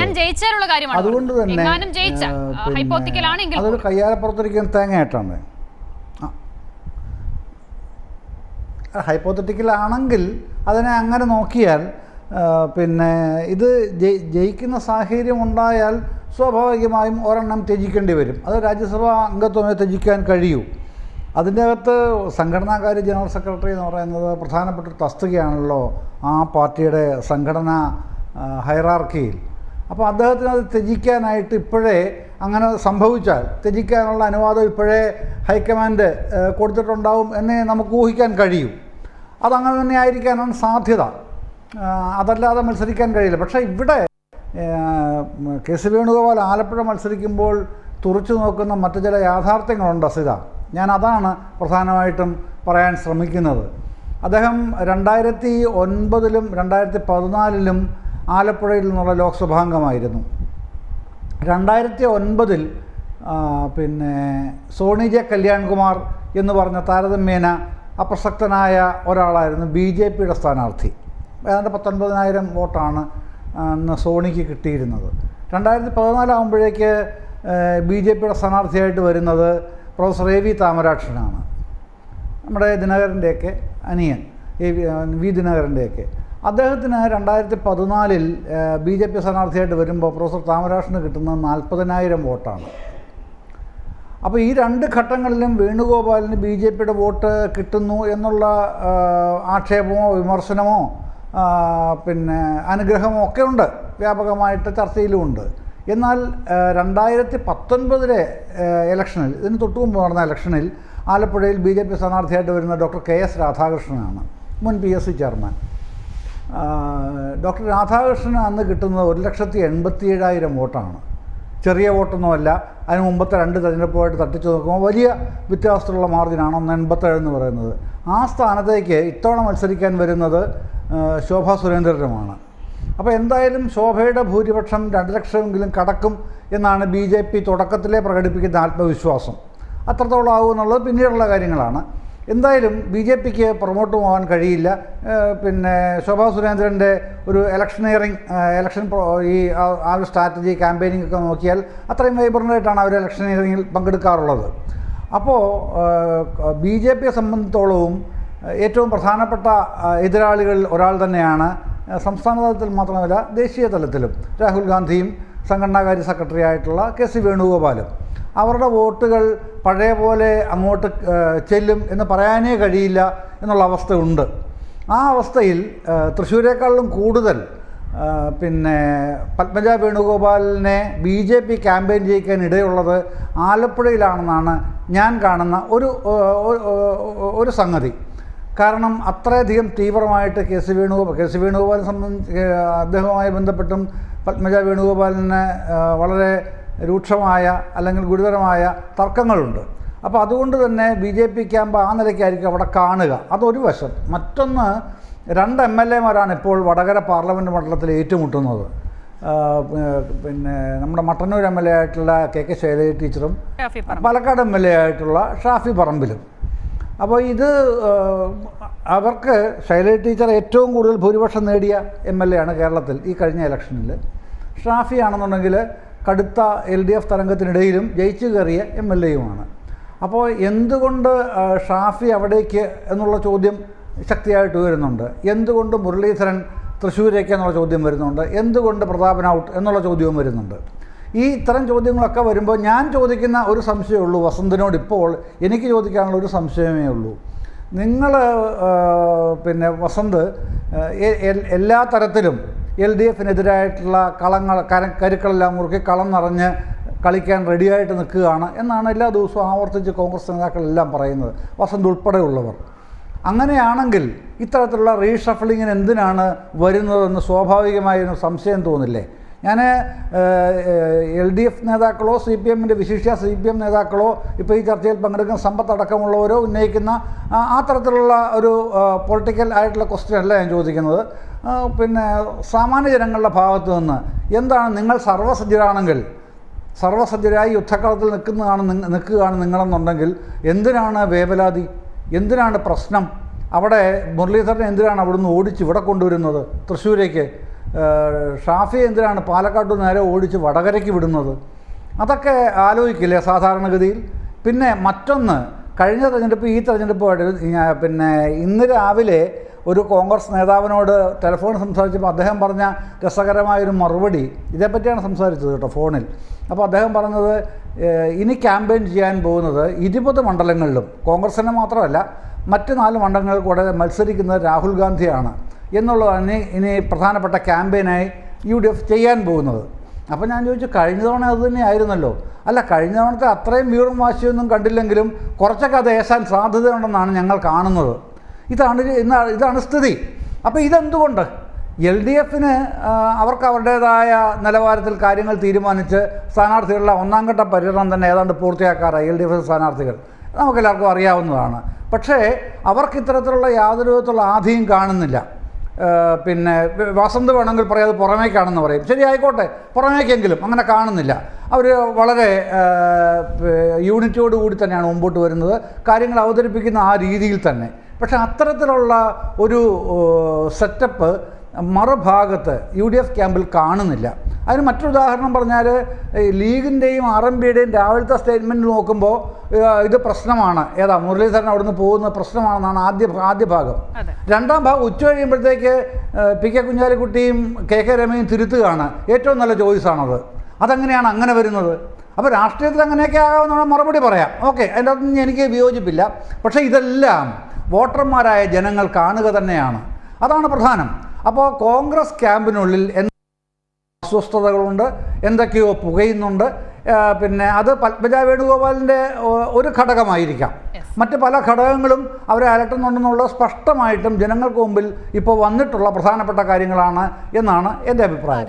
വസന്ത് അത് ചോദ്യമായി നിൽക്കുന്നുണ്ട്, ഞാൻ വസന്തിലേക്ക് വരാം. അതിന് മുൻപ് മറ്റൊരു കാര്യം സമ്പത്തിനോട് ചോദിക്കുന്നു, അതിന്റെ മറുപടി കൂടി ചേർത്ത് വസന്തിലേക്കുള്ള അടുത്ത ചോദ്യം. ശ്രീ സമ്പത്ത് നോക്കൂ, ഇവിടെ ഇപ്പോൾ 2 മണ്ഡലങ്ങൾ, അതിലൊന്ന് ശ്രീ ജയചന്ദ്രൻ വിശദീകരിച്ചതുപോലെ ആലപ്പുഴ, 2 വയനാട്. അത് പ്രധാനപ്പെട്ട കാര്യമാണല്ലോ. വയനാട് മുൻപ് മറ്റൊരു മാധ്യമത്തിന്റെ ഒരു വാർത്താ കാർഡായി വന്നിരുന്നത് രാഹുൽ ഗാന്ധിക്ക് ജയിക്കാവുന്ന ഏറ്റവും സുരക്ഷിത മണ്ഡലം വയനാടാണ് എന്നുള്ള വിലയിരുത്തലാണ്. നോക്കൂ, 2024 ഇത്രമേൽ ഭീകരമായി ദേശീയ രാഷ്ട്രീയ സാഹചര്യങ്ങൾ മാറുമ്പോഴും ആ ആത്മവിശ്വാസം കോൺഗ്രസിന് കൈവിടാൻ, അല്ലെങ്കിൽ അതിനപ്പുറത്തേക്ക് ഒരു ചാൻസ് എടുക്കാൻ പറ്റുന്നില്ല കോൺഗ്രസിന്. എതിർ സ്ഥാനാർത്ഥി ആനി രാജയാണ് എന്നുള്ളത് ഓർക്കണം. ഒപ്പം തന്നെ ആലപ്പുഴയിലേക്ക് വരുമ്പോൾ നിലവിലുള്ള CPIഎമ്മിന്റെ ഒരേ ഒരു MP AM ആരിഫ്. അപ്പോൾ ആരിഫിനെ ഏത് നിലയിലും വെട്ടാൻ വേണ്ടി കോൺഗ്രസിലെ അവരുടെ കരുത്തിനെന്ന് അവർ കരുതുന്ന KC വേണുഗോപാലിനെ കെട്ടിയിറക്കുന്നു. അപ്പോൾ നോക്കൂ, ഇതിൽ ആര് മത്സരിച്ചാലും ലോക്സഭയിലേക്ക് എത്തുമ്പോൾ ഇന്ത്യ സഖ്യം എന്നൊരു ഒരു ധാരണ വരുമെങ്കിൽ രണ്ടുപേരും പറയേണ്ടത്, രണ്ടുപേരും നിലകൊള്ളേണ്ടത് ഒരു നിലയിൽ തന്നെയാണ്. അപ്പോൾ ഈ രണ്ട് മണ്ഡലങ്ങളെ എങ്ങനെ കാണണം? താങ്കൾ ചോദിച്ച ചോദ്യം വളരെ പ്രസക്തമാണ്, വളരെ പ്രാധാന്യമുള്ളതാണ്. വിഷയം രാഷ്ട്രീയമാണ്, കടുത്ത രാഷ്ട്രീയമാണ്. ലോകം ഉറ്റുനോക്കുന്ന തെരഞ്ഞെടുപ്പ് തന്നെയാണ്. കാരണം നമ്മൾ ലോകത്തിലെ ഏറ്റവും വലിയ ബഹുകക്ഷി ജനാധിപത്യ വ്യവസ്ഥയാണ്. ഇത്രമാത്രം ജനങ്ങൾ പങ്കെടുക്കുന്നതായ ഒരു തെരഞ്ഞെടുപ്പ് തന്നെ ലോകത്തിലെ ഒരു രാഷ്ട്രത്തിലും അങ്ങനെ ഒരു മൾട്ടി പാർട്ടി ഡെമോക്രസിയിൽ ഉണ്ടാവില്ല. നമ്മുടെ ലോക്സഭാംഗങ്ങൾ പ്രതിനിധാനം ചെയ്യുന്നത് തന്നെ ലോകത്തിൽ അത്തരത്തിൽ ഒരു മണ്ഡലം എന്നുള്ള നിലയിൽ കണക്കാക്കിയാൽ ഏറ്റവും കൂടുതൽ വോട്ടർമാരെയും ഏറ്റവും കൂടുതൽ ജനങ്ങളെയുമാണ്. അങ്ങനെ ലോകത്തൊരിടത്തുമില്ല. ഇപ്പോൾ UK പാർലമെൻറ്റിൽ 600-ലേറെ അവിടുത്തെ ഹൗസ് ഓഫ് കോമൺസിൽ MP-മാരുടെ എണ്ണം പറഞ്ഞിരുന്നാൽ പോലും ഇത്രയും വോട്ടർമാരും ജനങ്ങളെയും ഒന്നും പ്രതിനിധാനം ചെയ്യുന്നില്ല. ഇവിടെ ഇപ്പോൾ ഈ തെരഞ്ഞെടുപ്പിൽ കേരളത്തിൽ UDF LDFിനെ മുഖ്യ ശത്രുവായി കാണുകയാണ്. ഈ കോൺഗ്രസിൻ്റെ MP-മാർ, UDFിൻ്റെ MP-മാർ ഇവർ ലോക്സഭയിലേക്ക് അല്ല ഏതെങ്കിലും നിയമസഭയിലേക്ക് ജയിച്ചു പോയാലുള്ള ചരിത്രം എന്താണ്? ഈ കർണാടക സംസ്ഥാനത്ത് നേരത്തെ കോൺഗ്രസിൻ്റെ അധികാരം അവർക്ക് നഷ്ടപ്പെട്ടതും BJP അധികാരത്തിൽ വന്നതും ഇടതുപക്ഷത്തിൻ്റെ കുഴപ്പം കൊണ്ടായിരുന്നോ, ന്യൂനത കൊണ്ടായിരുന്നോ, ഞങ്ങളെന്തെങ്കിലും ചെയ്തിട്ടാണോ, കുറ്റം കൊണ്ടാണോ? അല്ലല്ലോ. മധ്യപ്രദേശ് സംസ്ഥാനത്ത് അവിടെ BJPയും കോൺഗ്രസും നെക്കായിട്ടാണ് ആ തെരഞ്ഞെടുപ്പിൻ്റെ ഫലം വന്നുവെങ്കിലും ഭൂരിപക്ഷം MLA-മാർ കോൺഗ്രസിനുണ്ടായിരുന്നത് കൊണ്ട് അത്തരത്തിലൊരു ഗവൺമെൻറ് ഉണ്ടാക്കാൻ കഴിഞ്ഞു. 2 കൊല്ലം തികയ്ക്കാൻ കഴിയാതെ ആ ഗവൺമെൻറ് കാത്തു സൂക്ഷിച്ചൊരു കസ്തൂരി മാമ്പഴം കാക്ക കൊത്തിപ്പോയി എന്ന് പറഞ്ഞതുപോലെ അത് BJP റാഞ്ചിക്കൊണ്ടുപോയി. അത് ഇടതുപക്ഷത്തിൻ്റെ ഏതെങ്കിലും കുഴപ്പം കൊണ്ടോ അല്ലെങ്കിൽ ഇടതുപക്ഷത്തിൻ്റെതായ നോട്ടപ്പശ കൊണ്ടോ സംഭവിച്ചാണോ? അല്ലല്ലോ. ഇവിടെ ഗോവ നിയമസഭയിലേക്ക് തെരഞ്ഞെടുപ്പ് കഴിഞ്ഞ് BJP ഏറ്റവും വലിയ ഒറ്റ പാർട്ടിയായില്ല. അവർക്ക് ഭൂരിപക്ഷം ഉണ്ടായിരുന്ന നഷ്ടപ്പെട്ടു. 3 കോൺഗ്രസ് നേതാക്കളാണ് കൊടിവെച്ച കാറ് സ്വപ്നം കണ്ടുകൊണ്ട് ആ വിധത്തിൽ കിടന്നുറങ്ങിയത്. ഓപ്പറേഷൻ അവിടെ നടത്തുകയുണ്ട്. ഓപ്പറേഷൻ മിഡ് നൈറ്റ് എന്നാണ് അതിൻ്റെ പേര്. രാത്രിയിൽ അർദ്ധരാത്രിയുടെ അന്ത്യയാമങ്ങളിൽ ഒരു പ്രത്യേക വിമാനം ചാർട്ടർ ചെയ്ത് ഡൽഹിയിൽ നിന്ന് ഗോവയിലേക്ക് വന്നിറങ്ങി. പിറ്റേന്ന് നേരം വെളുക്കുമ്പോഴേക്കും എന്താണ് സംഭവിച്ചത് നമ്മൾ കണ്ടു. മറ്റൊരു സംസ്ഥാനത്ത് കോൺഗ്രസിൻ്റെ മുഖ്യമന്ത്രി ഉറങ്ങാൻ പോയി കഴിഞ്ഞ് പിറ്റേന്ന് രാവിലെ ഉറക്കമണിയിട്ട് കഴിഞ്ഞപ്പോഴേക്കും കൂടെ ഉണ്ടായിരുന്ന കോൺഗ്രസിൻ്റെ MLA-മാരെ ആരെയും കണ്ടില്ല. എന്ന് മാത്രമല്ല, ഏറ്റവും ഒടുവിൽ ഇപ്പോൾ ഒരു തെരഞ്ഞെടുപ്പ് ഹിമാചൽ പ്രദേശിൽ രാജ്യസഭയിലേക്ക് നടക്കും. മനു അഭിഷേക് സിംഗ്വിയുടെ അദ്ദേഹം രാജ്യസഭയിലേക്ക് കോൺഗ്രസിൻ്റെ സ്ഥാനാർത്ഥി, കോൺഗ്രസിൻ്റെ മുതിർന്ന നേതാവാണ്. അദ്ദേഹത്തിൻ്റെ പിതാവും രാജ്യസഭാ അംഗമായിരുന്ന ആളാണ്. ലോക്പാൽ എന്നുള്ളൊരു ഒരു നോമൻക്ലേച്ചർ, നമ്മൾ ലോക്പാൽ ലോകായുക്തമൊക്കെ പറയുന്നല്ലോ, അത് പണ്ഡിറ്റ് നെഹ്റുവിൻ്റെ കാലത്ത് അത് മുന്നോട്ട് വെച്ച ആശയം പോലും അദ്ദേഹമായിരുന്നു. പാർലമെൻറ്റിലെ ആ ഒരു റെക്കോർഡിൽ നിന്നാണ് ഞാനിത് പറയുന്നത്. അദ്ദേഹം പാർലമെൻറ്റിൻ്റെ law and justice, personnel public grievances law and justice കമ്മിറ്റിയുടെ ചെയർമാൻ കൂടിയായിരുന്നു. ഞാൻ ആ കമ്മിറ്റിയിൽ ഉണ്ടായിരുന്ന ഒരാൾ കൂടിയാണ്. അന്ന് കേരളത്തിൽ നിന്ന് ആ കമ്മിറ്റിയിൽ ഉണ്ടായിരുന്ന മറ്റൊരാൾ ജോയ്സ് ജോർജാണ്, അഡ്വക്കേറ്റ് ജോയ്സ് ജോർജാണ്. ഇദ്ദേഹം അവിടെ ഈ തെരഞ്ഞെടുപ്പിൽ മത്സരിച്ചു, ജയിക്കണമല്ലോ. ഇപ്പോൾ നേരത്തെ ശ്രീ ജയചന്ദ്രൻ ചോദിച്ചൊരു ചോദ്യത്തിൻ്റെ ഒരു മറുപടിയുടെ ഭാഗം കൂടിയായി ഞാനിത് പറയുന്നുവെന്ന് ധരിച്ചാലും അതിൽ വിരോധമില്ല. ഉറപ്പായി ജയിക്കണം ആണല്ലോ. പക്ഷേ അദ്ദേഹം തോറ്റു. എങ്ങനെ തോറ്റു? അദ്ദേഹം പറഞ്ഞൊരു വാചകമുണ്ട്, എന്നോടൊപ്പം രാത്രി അത്താഴം കഴിച്ച് പിരിഞ്ഞ ആളുകളടക്കം ഇങ്ങനെ ചെയ്തു എന്ന് പറയുമ്പോൾ യൂട്യൂബ് ബ്രൂട്ടസ് എന്ന് ചോദിച്ചതിന് സമമായിട്ടാണ്. ഇതല്ലേ കോൺഗ്രസ് എന്നുള്ളത്? പിന്നെ ആരെയാണ് വിശ്വസിക്കേണ്ടത്? നേതാക്കൾക്ക് തങ്ങളുടെ കൂടെ നിൽക്കുന്നവരെ പോലും, സ്വന്തം നിഴലിനെ പോലും വിശ്വസിക്കാൻ കഴിയാതാവുക എന്ന് പറഞ്ഞാൽ എന്താണുള്ളത്? അതിനോട് മറ്റൊരു കാര്യം കൂടി ആഡ് ഓൺ ചെയ്യുകയാണ്. പത്മജ വേണുഗോപാൽ ഇന്ന് നൽകിയ അഭിമുഖത്തിൽ ഒന്നിൽ പറയുന്നുണ്ട്, ഇന്നലെ രാത്രി ഈ സ്ഥാനാർത്ഥിത്വം സ്വീകരിച്ച ശേഷം BJP നേതാക്കളോട് സംസാരിക്കുമ്പോൾ കേരളത്തിൽ നിന്നും പോകാൻ പോകുന്ന, BJPയിലേക്ക് പോകാനുള്ള കോൺഗ്രസ് നേതാക്കളുടെ ചില പേരുകൾ പറഞ്ഞു. ഞെട്ടലുണ്ടായി, ഞാൻ ബോധം കെട്ടുപോയി. ആലങ്കാരികമായി പറയുകയാണ്, ഞാൻ ബോധം കെട്ടുപോയി. അപ്പോൾ അത്തരത്തിലുള്ള ചർച്ചകൾ ഏറെക്കുറെ തീരുമാനത്തിലേക്ക് എത്തി നിൽക്കുന്നു എന്നുള്ളതാണ് കേരളത്തിൽ പോലും. അല്ല, BJPയെ സംബന്ധിച്ച് ഇപ്പോൾ ഇത് പറയുമ്പോൾ BJPയുടെ സുഹൃത്ത് എത്ര നിഷേധിച്ചാൽ, ഇപ്പം ഞങ്ങൾക്കെല്ലാം രാഷ്ട്രീയമുണ്ട്. സ്വാഭാവികമായി ഇവിടെ ഞങ്ങൾ പറയുമ്പോൾ ഞങ്ങൾ 3 വ്യത്യസ്ത രാഷ്ട്രീയ ചേരികളിൽ നിന്നുകൊണ്ട് ഞങ്ങളുടേതായ രാഷ്ട്രീയം തന്നെയാണ് പറയുന്നത്. അതിലൊന്നും ആർക്കും ഒരു സംശയത്തിൻ്റെ അവകാശമില്ല. പ്രത്യേകിച്ചും തെരഞ്ഞെടുപ്പ് കൂടി ആയതുകൊണ്ട് തന്നെ കോൺഗ്രസിൻ്റെയും BJPയുടെയും CPIഎമ്മിൻ്റെയും ആ അഭിപ്രായങ്ങൾ ഞങ്ങൾ പറയുന്നാൽ ഒരു കാര്യം ചോദിക്കട്ടെ. ഇടതുപക്ഷത്തെ വകവരുത്തുക എന്നുള്ള ആ ഒരു അജണ്ടയിൽ കോൺഗ്രസും BJPയും ഒരുമിച്ചാണല്ലോ, ഒരു സംശയമില്ലല്ലോ. അത്തരത്തിൽ ഇടതുപക്ഷത്തെ വകവരുത്തുക എന്നുള്ളത്. അതേസമയം തന്നെ ഇടതുപക്ഷം ഇല്ലാത്ത ഇന്ത്യ എത്രമാത്രം അപകടകരമായിരിക്കുമെന്നുള്ള കാര്യം കൂടി ആലോചിക്കണം. ഇടതുപക്ഷം പാർലമെൻറ്റിൽ ചൂണ്ടിക്കാണിച്ചിട്ടുള്ള കാര്യങ്ങൾ, ഇടതുപക്ഷം പാർലമെൻറ്റിന് പുറത്തേറ്റെടുത്തിട്ടുള്ള കാര്യങ്ങൾ, അത്തരം വിഷയങ്ങളിൽ എന്തിന് സുപ്രീം കോടതിയിലടക്കം നടത്തിയ നിയമ പോരാട്ടങ്ങളിൽ ഉൾപ്പെടെ ബിൽക്കിസ് ബാനു കേസിൽ, ഏറ്റവും ഒടുവിൽ ഈ ഇലക്ട്രൽ ബോണ്ടിൻ്റെ കേസിൽ, ഇങ്ങനെ നിരവധി കാര്യങ്ങൾ. പാർലമെൻറ്റ് മാത്രമല്ല പോരാട്ടവേദി എന്നുള്ളത്, തെരുവും പോരാട്ടവേദിയാണ്, കോടതികൾ ജുഡീഷ്യറിയും പോരാട്ടവേദി തന്നെയാണ്. ഇവിടെ കോൺഗ്രസ് ഇപ്പോൾ എടുത്തിട്ടുള്ളൊരു നിലപാട് എന്താണ്? ഇപ്പോൾ കഴിഞ്ഞ ലോക്സഭാ തെരഞ്ഞെടുപ്പ് കാലത്ത് കേരളത്തിൻ്റെ മുഖ്യമന്ത്രി സഖാവ് പിണറായി വിജയൻ ചോദിച്ചു, രാഹുൽ ഗാന്ധി വയനാട്ടിൽ മത്സരിക്കാൻ വന്നപ്പോൾ അദ്ദേഹം ചോദിച്ച ഒരു ചോദ്യമേ ഉള്ളൂ, ആർക്കെതിരായിട്ടാണ് മത്സരിക്കുന്നത് എന്നുള്ളത്.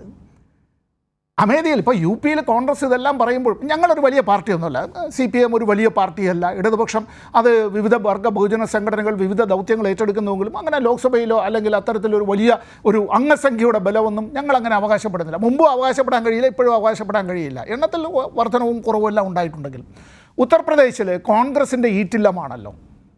ഇപ്പോൾ കഴിഞ്ഞ നിയമസഭാ തെരഞ്ഞെടുപ്പ് കഴിഞ്ഞ് കോൺഗ്രസിന് അവിടെ 2 MLA മാത്രമാണ് ഉള്ളത് എന്നുള്ളത് കൊണ്ട് കോൺഗ്രസിന് ഒരു സ്വാധീനവുമില്ലാത്ത സംസ്ഥാനമാണ് UP എന്നുള്ള നിലയിലേക്ക് ഞാൻ പറയില്ല. കഴിഞ്ഞ ഒരു ലോക്സഭാ തെരഞ്ഞെടുപ്പിൽ ഒരു സീറ്റ് പോലും നേടാൻ കഴിഞ്ഞില്ല BSPക്ക് എന്നുള്ളത് കൊണ്ട് BSPക്ക് അത്തരത്തിൽ ഒരു സ്വാധീനവുമില്ല എന്ന് പറയാൻ ഞാൻ ആളല്ല. കേരളത്തിലേക്ക് ഇത്തരത്തിൽ വരുമ്പോൾ ഇവിടെ ഈ LDFനെ വകവരുത്തുക എന്ന ഇൻവേർട്ടഡ് കോമയിൽ അതാണല്ലോ ഉദ്ദേശം എന്നുള്ളത്. ശരി, വരട്ടെ, ആര് വന്നാലും മത്സരിക്കട്ടെ. കഴിഞ്ഞ തെരഞ്ഞെടുപ്പ് കാലത്ത് കോൺഗ്രസ് പറഞ്ഞത് എന്താണ്? ഇന്ത്യയിൽ ലോക്സഭയിൽ ഏറ്റവും വലിയ ഒറ്റപ്പാർട്ടിയായി കോൺഗ്രസ് വന്നില്ല എങ്കിൽ അത്തരത്തിൽ മോദിയെ ചെറുക്കാനായി കഴിയാതെ പോകും, ഏറ്റവും വലിയ ഒറ്റപ്പാർട്ടിയെങ്കിലും ആയില്ല എങ്കിൽ രാഷ്ട്രപതിയെ കൊണ്ട് അത്തരത്തിൽ ക്ഷണിക്കാൻ കഴിയാതായി പോകും, അങ്ങനെ വന്നാൽ നമുക്കൊരു പകരം ഗവൺമെൻറ് ഉണ്ടാക്കാൻ കഴിയില്ല. അങ്ങനെയാണ് എങ്കിൽ ഇതാ നിൽക്കുന്നു പ്രധാനമന്ത്രിയോടൊപ്പം മറ്റു പരിവാരങ്ങളായി മറ്റു മന്ത്രിമാരും. അങ്ങനെയാണല്ലോ 20 മണ്ഡലങ്ങളിലും പറഞ്ഞത്. അതിനുശേഷം നമ്മൾ കണ്ടല്ലോ എന്തായിരുന്നു നിലപാടെന്ന്, എന്തായിരുന്നു ലോക്സഭയിൽ ഇവരെല്ലാം സംസാരിച്ചത് എന്നുള്ളത്. കേരളത്തിൻ്റെ എന്ത് വിഷയമാണ് പറഞ്ഞത്? അവിടെ എന്ത് വിഷയത്തിലാണ് മോദി സർക്കാരിൻ്റെ തെറ്റുകൾ ചൂണ്ടിക്കാണിക്കാനായി ഈ പറയുന്ന കോൺഗ്രസ് MPമാർക്ക് കഴിഞ്ഞിട്ടുള്ളത്? സ്വന്തം പാർട്ടിയുടെ നേതാക്കൾ തന്നെ അപ്പുറത്ത് നമ്മുടെ കർണാടകത്തിൻ്റെ മുഖ്യമന്ത്രിയും ഡെപ്യൂട്ടി മുഖ്യമന്ത്രിയും അടക്കമുള്ളവർ ഈ ഫെഡറൽ സംവിധാനം രക്ഷിക്കാൻ വേണ്ടിയുള്ള പോരാട്ടത്തിൻ്റെ ഭാഗമായി ഡൽഹിയിൽ അവർ സത്യാഗ്രഹം ഇരിക്കുമ്പോൾ പാർലമെൻറ്റ് സമ്മേളനത്തിന് പോയ നമ്മുടെ കോൺഗ്രസിൻ്റെ MPമാർ ആരും ആ ഭാഗത്തേക്ക് തിരിഞ്ഞു നോക്കിയത് പോലുമില്ല. അത്രമാത്രം ഭയമാണല്ലോ. വസന്ത, നോക്കൂ, 2 കാര്യങ്ങളാണ്. ഒന്ന്, നമ്മൾ വയനാട് മണ്ഡലത്തെക്കുറിച്ച് സംസാരിക്കുമ്പോൾ ഇപ്പോൾ കഴിഞ്ഞ തവണത്തെ ലോക്സഭാ തെരഞ്ഞെടുപ്പിൽ ശ്രീ സമ്പത്ത് അവസാന ഭാഗത്ത് സൂചിപ്പിച്ചതുപോലെ നരേന്ദ്രമോദി സർക്കാർ അധികാരത്തിൽ നിന്ന് മാറുന്നു, അവിടെ കോൺഗ്രസ് അടുത്ത സർക്കാരിനെ നയിക്കുന്നു, രാഹുൽ ഗാന്ധി പ്രധാനമന്ത്രിയാകുന്നു, ആ പ്രധാനമന്ത്രി ദേ കേരളത്തിൽ നിന്നും. ഇതായിരുന്നല്ലോ ഒരു പൊതുവെയുള്ളൊരു ധാരണ, ഒരു വെപ്പ് അങ്ങനെയായിരുന്നു. അപ്പോൾ രാഹുൽ ഗാന്ധി ഫാക്ടർ കേരളത്തിലാകെ ആഞ്ഞു വീശുന്നു. ഇത്തവണ അങ്ങനെ ഒരു സാഹചര്യമില്ല. ഉണ്ട് എന്ന് കോൺഗ്രസ് അവകാശപ്പെടുന്നുണ്ടെങ്കിൽ നിങ്ങളൊരു മിഥ്യാസ്വർഗത്തിലാണ് എന്ന് മാത്രമേ പറയാനുമുള്ളൂ. എന്നിട്ടും രാഹുൽ ഗാന്ധിക്ക് വയനാട്ടിലേക്ക് തന്നെ വരേണ്ടി വരുന്നു. എനിക്ക് തോന്നുന്നു ഇന്ന് കോൺഗ്രസിലെ ഏതൊരു മുതിർന്ന നേതാവ് പറയുന്നുണ്ടായിരുന്നു, അത് രാഹുൽ ഗാന്ധിയുടെ സിറ്റിംഗ് സീറ്റ് ആണല്ലോ, KC വേണുഗോപാൽ തന്നെയാണെന്നാണ് എൻ്റെ ഓർമ്മ. രാഹുൽ ഗാന്ധിയുടെ സിറ്റിംഗ് സീറ്റ് ആണല്ലോ എന്ന് പറയുന്നുണ്ടായിരുന്നു. പക്ഷേ രാഹുൽ ഗാന്ധി പോലൊരു ദേശീയ ഫിഗറിനെ അങ്ങനെ വയനാട്ടിൽ വീണ്ടും നിങ്ങൾ മത്സരിപ്പിക്കുമ്പോൾ അതിനുണ്ടാകുന്ന പൊളിറ്റിക്സ് ഉണ്ട്, അത് നിങ്ങൾ സംസാരിച്ചേ മതിയാകൂ. 1. 2, ആദ്യഘട്ടത്തിൽ വസന്ത് ചോദിച്ചു ആരെ മത്സരിപ്പിക്കണം എന്നുള്ളത് ഞങ്ങളുടെ തീരുമാനമാണല്ലോ. ആണ്. പക്ഷെ അവിടെയാണ് ശ്രീ ജയചന്ദ്രൻ പറഞ്ഞതുപോലെ ഇങ്ങനെയുള്ള ചില മാറ്റങ്ങൾ ഉണ്ടാകുമ്പോൾ അതിന് കാരണം എന്താണ് എന്നുള്ളത് വോട്ട് ചെയ്യേണ്ട ജനങ്ങളാണല്ലോ ചോദിക്കുന്നത്. അതിനുകൂടി മറുപടി ഉണ്ടാകേണ്ടേ? ഓക്കെ, 2 കാര്യങ്ങൾക്ക്. ഒന്ന്, ആദ്യം MJയുടെ ചോദ്യം. MJ പറഞ്ഞു എന്താണ്, ആലപ്പുഴയിൽ ശോഭാ സുരേന്ദ്രൻ വരുന്നു കേട്ടോ, പുലി വരുന്നേ എന്ന് പറയുന്ന പോലെ ആലപ്പുഴയിൽ ശോഭാ സുരേന്ദ്രൻ വരുന്നു, 2 ലക്ഷം വോട്ട് ഇതാ കൺസോൾട്ടേറ്റ് ചെയ്യാൻ പോകുന്നു. ഇത് BJP-ക്കാർ പറയുന്നതിനേക്കാളും ആവേശത്തോടു കൂടിയാണ് MJ പറയുന്നത് എന്ന് കേൾക്കുമ്പോൾ എനിക്ക് ആശ്ചര്യം. അദ്ദേഹം BJP പറയുന്നു എന്നാണ് പറഞ്ഞത്, ഞാൻ അങ്ങനെയാണ് കേട്ടത്. അല്ല അഷിത, ഇടപെടരുത്. കാര്യം 3 പേർ അപ്പുറത്ത്, താങ്കൾ അടക്കം 4 പേർ അപ്പുറത്ത് നിൽക്കുകയാണ്. എനിക്ക് അവസരം തന്നില്ലെങ്കിൽ, സമയം തന്നില്ലെങ്കിൽ ഞാൻ ഈ ചർച്ച. ഞാൻ വസന്തിന്റെ ഭാഗത്തു നിന്നാണ് സംസാരിച്ചത്. അദ്ദേഹം അങ്ങനെയാണ് പറഞ്ഞതെന്ന് വിശദീകരിച്ചതേ ഉള്ളൂ, ഇടപെട്ടതല്ല. അതേ ശോഭാ സുരേന്ദ്രൻ കാൻഡിഡേറ്റ് ആയാൽ KC വേണുഗോപാലിന് അത് എന്താണ് പറയുന്നത്, തോൽവിയിലേക്ക് നയിക്കും എന്നാണ്. 2 ലക്ഷം വോട്ട് പിടിച്ചു കഴിഞ്ഞാൽ KC വേണുഗോപാലിന് കിട്ടേണ്ട വോട്ടാണ്, കോൺഗ്രസിന് കിട്ടേണ്ട വോട്ടാണ് BJP പിടിക്കുക എന്നാണ് പറയുന്നത്. അങ്ങനെയാണെങ്കിൽ തോറ്റുപോകുന്ന കാൻഡിഡേറ്റിന്റെ വോട്ടായിരിക്കുമല്ലോ പിടിക്കുന്നത്. ഇതേ ശോഭാ സുരേന്ദ്രൻ ആറ്റിങ്ങലിൽ മത്സരിക്കുമ്പോൾ അതിന് മുമ്പത്തെ കാൻഡിഡേറ്റിന്റെ അവിടുത്തെ വോട്ട് 65,000+ മാത്രമാണ്. കഴിഞ്ഞ തവണ ശോഭ അത് 2 ലക്ഷത്തിലേക്ക് ഉയർത്തുന്നു. CPM കാൻഡിഡേറ്റ് തോറ്റു പോകുന്നു, അവിടെ ജയിക്കുന്നത് കോൺഗ്രസ് കാൻഡിഡേറ്റ് ആണ്. അപ്പൊ കഴിഞ്ഞ തവണ ശോഭ ആറ്റിങ്ങലിൽ പിടിച്ച വോട്ട് മുഴുവൻ CPM വോട്ട് ബൾക്കായിട്ട് പിടിച്ചു മാറ്റിയതാണ്. CPM കിട്ടേണ്ടിയിരുന്ന വോട്ട് കാലാകാലങ്ങളായി CPM കിട്ടിക്കൊണ്ടിരിക്കുന്ന BJP vote Shobha Surendran സ്വന്തം അക്കൗണ്ടിലാക്കിയതാണ് എന്ന വാദം അങ്ങ് അംഗീകരിച്ചാൽ ഈ വാദവും ഞാൻ അംഗീകരിക്കാം. അല്ല, അങ്ങനെയാണെങ്കിൽ വസന്ത് നോക്കൂ, അങ്ങനെയാണെങ്കിൽ വസന്ത് നോക്കൂ, അതിനോട് ചേർത്തൊരു ഉപചോദ്യമാണ്. അങ്ങനെയാണെങ്കിൽ ഇന്നിപ്പോൾ പത്മജ വേണുഗോപാൽ പറയുന്നുണ്ടായിരുന്നു അവരെ തോൽപ്പിച്ചത് നേമത്ത് K മുരളീധരനെ മത്സരിപ്പിച്ചത് കൊണ്ടാണ്. അപ്പോൾ BJPക്ക് അവിടെ ഒരു വിരുദ്ധ വികാരമുണ്ടായി, അതുകൊണ്ട് പത്മജ കൂടി തോൽക്കട്ടെ എന്ന് കരുതിയെന്ന്. അപ്പോൾ അതുകൊണ്ട് പത്മജ ഇവിടെ തോൽപ്പിച്ചു എന്നൊക്കെ പറയുമ്പോൾ കേൾക്കുന്ന ആളുകൾക്ക് തോന്നും നേമത്ത് BJPയിൽ നിന്നും മുരളീധരൻ സീറ്റ് പിടിച്ചെടുത്തു എന്ന്. അവിടെ മുരളീധരൻ എത്രാം സ്ഥാനത്തായിരുന്നു? നേമം പിടിച്ചത് ആരാണ്? അല്ല, നേമത്ത് മുരളീധരനെ പോലെ ഒരു കാൻഡിഡേറ്റ് വന്നുകൊണ്ടാണല്ലോ അവിടെ ത്രികോണ മത്സരം ശക്തമായി ഉണ്ടാവുന്നത്. അല്ല, മുരളീധരൻ മൂന്നാം സ്ഥാനത്തേക്കാണല്ലോ പോയത് വസന്ത്. അപ്പോൾ നേരത്തെ പറഞ്ഞ ലോജിക്ക് അപ്പോൾ ഇവിടെയും ബാധകമാകണമല്ലോ, അതുകൊണ്ട് ചോദിച്ചേ ഉള്ളൂ. അല്ല, അവിടുത്തെ കോൺഗ്രസ് വോട്ടുകൾ സ്വാഭാവികമായും അവിടെ CPM ജയിക്കാൻ സാധ്യതയുണ്ടെന്ന് കണ്ടപ്പോ BJPക്ക് തോക്കാതിരിക്കാൻ വേണ്ടി ചിലപ്പോൾ CPM എത്തപ്പെട്ടിട്ടുണ്ടാവാം. അതുപോലെ നേരെ തിരിച്ചു വരുന്ന equation Congress to BJP, CPM to BJP vote, അല്ലെങ്കിൽ BJP to CPM, BJP to Congress vote, ആ പാരലൈസിങ് രണ്ടും തമ്മിൽ വ്യത്യാസമുണ്ട്. അസിതയ്ക്ക് അത് മനസ്സിലാവുമെന്ന് ഞാൻ പ്രതീക്ഷിക്കുന്നു. അസിത ചോദിച്ച മറ്റൊരു കാര്യം, ആലപ്പുഴയിൽ KC വേണുഗോപാലെ കെട്ടിയിറക്കുന്നു. എന്തൊരു പദപ്രയോഗമാണത്! അദ്ദേഹം 3 തവണ അവിടെ നിന്ന് MLA ആളാണ്. അദ്ദേഹം 2 തവണ അവിടെ നിന്ന് MP ആയ ആളാണ്. കഴിഞ്ഞ ഒരേ ഒരു തവണ മാറി നിൽക്കുകയാണ് ചെയ്തത്, മത്സരിച്ച് തോക്കുകയല്ലേ ചെയ്തത്. കഴിഞ്ഞ ഒരേ ഒരു തവണ അദ്ദേഹം മാറി നിൽക്കുക. അപ്പൊ ആലപ്പുഴയിലേക്ക് KC വേണുഗോപാൽ കെട്ടിയിറക്കപ്പെടുന്ന ആളല്ല. അദ്ദേഹം കഴിഞ്ഞ 5 പതിറ്റാണ്ടായി ആലപ്പുഴയിലെ പാർലമെന്റ് മണ്ഡലത്തിൽ അവിടെ പ്രയോഗം അങ്ങ് പിൻവലിക്കുന്നതായിരിക്കും നല്ലത്. ഇനി ശ്രീ സമ്പത്തിന്റെ ചില ആരോപണങ്ങൾ കോൺഗ്രസ്സുകാർ മുഴുവൻ ഇതാ BJP പോകുന്നത്. ഏറ്റവും ആദ്യം ഒരു പ്രശസ്തമായ പാർട്ടിയിൽ നിന്ന് ഒരു സിറ്റിംഗ് MLA BJPയിൽ കേരളത്തിൽ പോയ ആരാ? എന്റെ നാട്ടിൽ കാഞ്ഞിരപ്പള്ളിയിൽ അൽഫോൺസ് കണ്ണന്താനമാണ് MLA ആയിരിക്കുമ്പോൾ BJPയിലേക്ക് പോയത്. സംശയമുണ്ടോ? നിങ്ങളുടെ മുൻ മന്ത്രിയായിരുന്ന എറണാകുളംകാരൻ BJPയിൽ ചേർന്നില്ലേ? അങ്ങനെ CPM ഒരു ഡസൻ നേതാക്കൾ, MLA മാർ, മുൻ മന്ത്രിമാർ, മുൻ MLA മാർ, കോർപ്പറേഷൻ കൗൺസിലർമാർ, CPM സംസ്ഥാന സെക്രട്ടേറിയറ്റ് അംഗങ്ങൾ, എത്രയോ പേരുണ്ട് BJP ചേർന്നവർ. അപ്പൊ അതിന്റെ എല്ലാം കണക്ക് ഞാൻ അങ്ങോട്ടും ഇങ്ങോട്ടും പറഞ്ഞാൽ അത് മതേതര കേരളത്തിന് മുറിവേൽപ്പിക്കുകയുള്ളൂ എന്നുള്ള ബോധമുള്ളവരാണ്. കേരളത്തിൽ പുറത്തുള്ള സംസ്ഥാനങ്ങളിൽ BJPയിൽ ചേർന്ന കോൺഗ്രസ് നേതാക്കൾ അത് പണം നൽകി കൊണ്ടുപോയതാണ്. ഇനി അങ്ങനെ അല്ലെങ്കിൽ ഇപ്പോൾ പത്മജ വേണുഗോപാൽ പോകുമ്പോൾ ബിന്ദു കൃഷ്ണ പറയുന്നത് ED പേടിച്ചു പോയി എന്നാണ്. അത് തമ്മിൽ വ്യത്യാസമില്ലേ വസന്ത്? അപ്പോ 2014 മുമ്പ് മോദി അധികാരത്തിൽ വരുന്നതിന് മുമ്പ്, കേന്ദ്ര സർക്കാരിൽ അധികാരങ്ങളൊക്കെ ഉണ്ടാവുന്നതിന് മുമ്പ് അൽഫോൺസ് കണ്ണന്താനം BJPയിൽ പോയത് പണം കണ്ടിട്ടാണോ? അല്ല, ഞാനും അത് തന്നെയാണ് പറഞ്ഞത് വസന്ത്. ഇപ്പോൾ മറ്റൊരു രാഷ്ട്രീയ പാർട്ടിയോട് ആശയപരമായി യോജിപ്പ് തോന്നി പോകുക എന്നുള്ളതല്ല മറുഭാഗത്ത് ഇവിടെ ഇപ്പോൾ സംഭവിക്കുന്നത് എന്നുള്ളതാണ് ഞാനും പറഞ്ഞത്. മറ്റുള്ള സംസ്ഥാനങ്ങളിലൊക്കെയും കോൺഗ്രസ്സുകാരെ കൊണ്ടുപോയത് പണം കൊടുത്താണല്ലോ. ഇവിടെ ഇപ്പോൾ പത്മജ വേണുഗോപാൽ പോകുമ്പോൾ ബിന്ദു കൃഷ്ണ പറയുന്നത് ED ഭയന്ന് പോയി എന്നാണ്. കോൺഗ്രസ്സുകാർ തന്നെയാണ് അതും പറയുന്നത്. അല്ല, ബിന്ദു കൃഷ്ണയൊക്കെ പത്മജ വേണുഗോപാലുമായി വളരെ അടുത്ത് രാഷ്ട്രീയ പ്രവർത്തനം നടത്തിയിരുന്ന, മാനസികമായി വളരെ അടുത്ത് നിന്നിരുന്ന ഒരു നേതാവാണ്. സ്വാഭാവികമായും അവർ ഞങ്ങൾക്ക് തുറന്നു പറയുന്നതിന് ചില ബുദ്ധിമുട്ടുകളുണ്ട്. അവർ കഴിഞ്ഞ ഒരു 4-5 മാസമായി ബിന്ദു കൃഷ്ണ അടക്കമുള്ള കോൺഗ്രസിലെ വനിതാ നേതൃത്വത്തോട് പങ്കുവച്ചിരുന്ന ചില കാര്യങ്ങളുണ്ട്. അതിന്റെ പശ്ചാത്തലത്തിൽ, അതിന്റെ ഗ്രൗണ്ട്സിൽ തന്നെയാണ് ബിന്ദു കൃഷ്ണ ആ സ്റ്റേറ്റ്മെന്റ് നടത്തിയിരിക്കുന്നത്. ഇല്ലെങ്കിൽ 504 പ്രകാരം ഡിഫമേഷനുമായിട്ട് പത്മജ പോട്ടെ. വളരെ കൃത്യമാണെന്ന് കോൺഗ്രസിനുള്ളിലെ മഹിളാ കോൺഗ്രസ് പോയിന്റ് ആയതുകൊണ്ട് ഞാൻ ഒന്നിടപെടുന്നു. കൃഷ്ണദാസൻ ഒരു മറുപടി എടുത്തോട്ടെ. ശ്രീ കൃഷ്ണദാസൻ നോക്കൂ, ബിന്ദു കൃഷ്ണ പറഞ്ഞ കാര്യത്തെ പത്മജ വേണുഗോപാലിന്റെ ഭർത്താവ് ആദ്യഘട്ടത്തിൽ തള്ളി പറഞ്ഞിരുന്നു. അതായത് വേണുഗോപാലിനെതിരെ ED കേസ് ഉണ്ട് എന്നാണ് ബിന്ദു കൃഷ്ണ പറഞ്ഞത്, അതുകൊണ്ട് പോയി എന്നുള്ളതാണ്. പക്ഷെ ഇപ്പോൾ വസന്ത് അതിനെ സ്ഥിരീകരിക്കുന്നുണ്ട്. അങ്ങനെ ഒരു കേസുണ്ടോ? EDയെ കാട്ടി BJP ഭയപ്പെടുത്തിയിട്ടുണ്ടോ പത്മജ വേണുഗോപാലിനെ? ബിന്ദു കൃഷ്ണയ്ക്ക് കുറച്ചു കാലമായി കോൺഗ്രസ് വലിയ പ്രസക്തി ഇല്ലാതിരിക്കുന്ന ഒരു സമയത്ത് പോകുന്ന ഒരു സാഹചര്യം നോക്കി വസന്ത് അത് സ്ഥിരീകരിക്കുന്നുണ്ട്. ശ്രീ കൃഷ്ണദാസൻ, ഞാൻ ആ വാദം ഇന്നലെ വേണുഗോപാൽ തള്ളിയതോട് കൂടി വിട്ടതായിരുന്നു. പക്ഷെ വസന്ത് അത് ഉത്തരവാദിത്തപ്പെട്ട നേതാവ് സ്ഥിരീകരിക്കുന്നുണ്ട്. അങ്ങനെ പേടിപ്പിച്ചു കൊണ്ടുപോയതാണോ? അസിത, ഇതിലൊരു പ്രധാനപ്പെട്ട കാര്യമുള്ളത്, അവർ രണ്ടുപേരും എന്താ അങ്ങനെയാണെങ്കിൽ സൂചിപ്പിക്കുന്നത്, മിനിഞ്ഞാന്ന് വരെ അവരുടെ പാർലമെന്ററി പാർട്ടി ലീഡറായിരുന്ന, അല്ലെങ്കിൽ പാർലമെന്ററി പാർട്ടിയുടെ ഭാഗമായിരുന്ന, അതിന്റെ രാഷ്ട്രീയകാര്യ സമിതിയിലുള്ള ഒരു പ്രധാനപ്പെട്ട നേതാവ് അവർ വലിയ കുഴപ്പക്കാരിയായിരുന്നു, അവർ വലിയ തട്ടിപ്പുകാരിയായിരുന്നു എന്നാണോ ഇവർ സൂചിപ്പിക്കുന്നത്? അങ്ങനെയുള്ളതാണോ അവരുടെ? അങ്ങനെയാണെങ്കിൽ അങ്ങനെ അത് പറയട്ടെ. ഞങ്ങളുടെ കോൺഗ്രസിന്റെ നേതൃത്വത്തിൽ ഇരുന്നിട്ടുള്ളവരെല്ലാം ഈ തരത്തിൽ ED റെയ്ഡ് ചെയ്യപ്പെടേണ്ടവരായിരുന്നു എന്ന് പറയട്ടെ. അങ്ങനെയല്ലല്ലോ, അതുമായി ബന്ധപ്പെട്ടുകൊണ്ടല്ലോ. അല്ലല്ലെന്ന്. അങ്ങനെയാണെങ്കിൽ രാഹുൽ ഗാന്ധി ആദ്യം വരണ്ടേ? രാഹുൽ ഗാന്ധി ആദ്യം ഞങ്ങളുടെ അടുത്ത് വരണ്ടേ? രാഹുൽ ഗാന്ധി വന്നില്ലല്ലോ. രാഹുൽ ഗാന്ധി സോണിയാഗാന്ധി ഞങ്ങളുടെ അടുത്തേക്ക് വരണ്ടേ? വന്നില്ലല്ലോ. അപ്പൊ അതല്ല അതിന്റെ പ്രധാനപ്പെട്ട കാരണം. ഇപ്പൊ കേരളത്തിൽ ഇപ്പൊ നടക്കുന്ന തെരഞ്ഞെടുപ്പുമായി ബന്ധപ്പെട്ടുകൊണ്ട് ഒരു പ്രധാനപ്പെട്ട സവിശേഷതയുള്ളത്, വളരെ കാലങ്ങളായി കേരളത്തിൽ കോൺഗ്രസ്സുകാർ ശ്രമിച്ചുകൊണ്ടിരിക്കുന്ന ഒരു കാര്യം BJPയെ പരാജയപ്പെടുത്താൻ വേണ്ടി ശ്രമിക്കുക എന്നുള്ളതാണ്. അസിത, എനിക്ക് ഈ ഫ്ലോറിൽ എനിക്കൊരു കാര്യം സൂചിപ്പിക്കാനുള്ളത്, ഈ തെരഞ്ഞെടുപ്പ് കേരളത്തിലെ കോൺഗ്രസിനെ സംബന്ധിച്ചിടത്തോളം അവരുടെ വാട്ടർലൂ ആണ്. അവർക്ക് ജയിക്കാൻ കഴിയുമെന്നുള്ള സീറ്റുകൾ എത്രയാണ് എന്നുള്ളത് ഇത് കഴിയുമ്പോൾ നമുക്ക് കാണാം. ഈ തെരഞ്ഞെടുപ്പ് കഴിയുമ്പോൾ കേരളത്തിലെ പല പ്രമുഖ കോൺഗ്രസ് നേതാക്കന്മാരും അവർ വീട്ടിൽ പോയിരിക്കുന്ന സാഹചര്യം ഉണ്ടാകും. അവർ ജയിക്കുക എന്നുള്ളത് ദിവാസ്വപ്നമായി മാറുന്ന സാഹചര്യം ഉണ്ടാകും.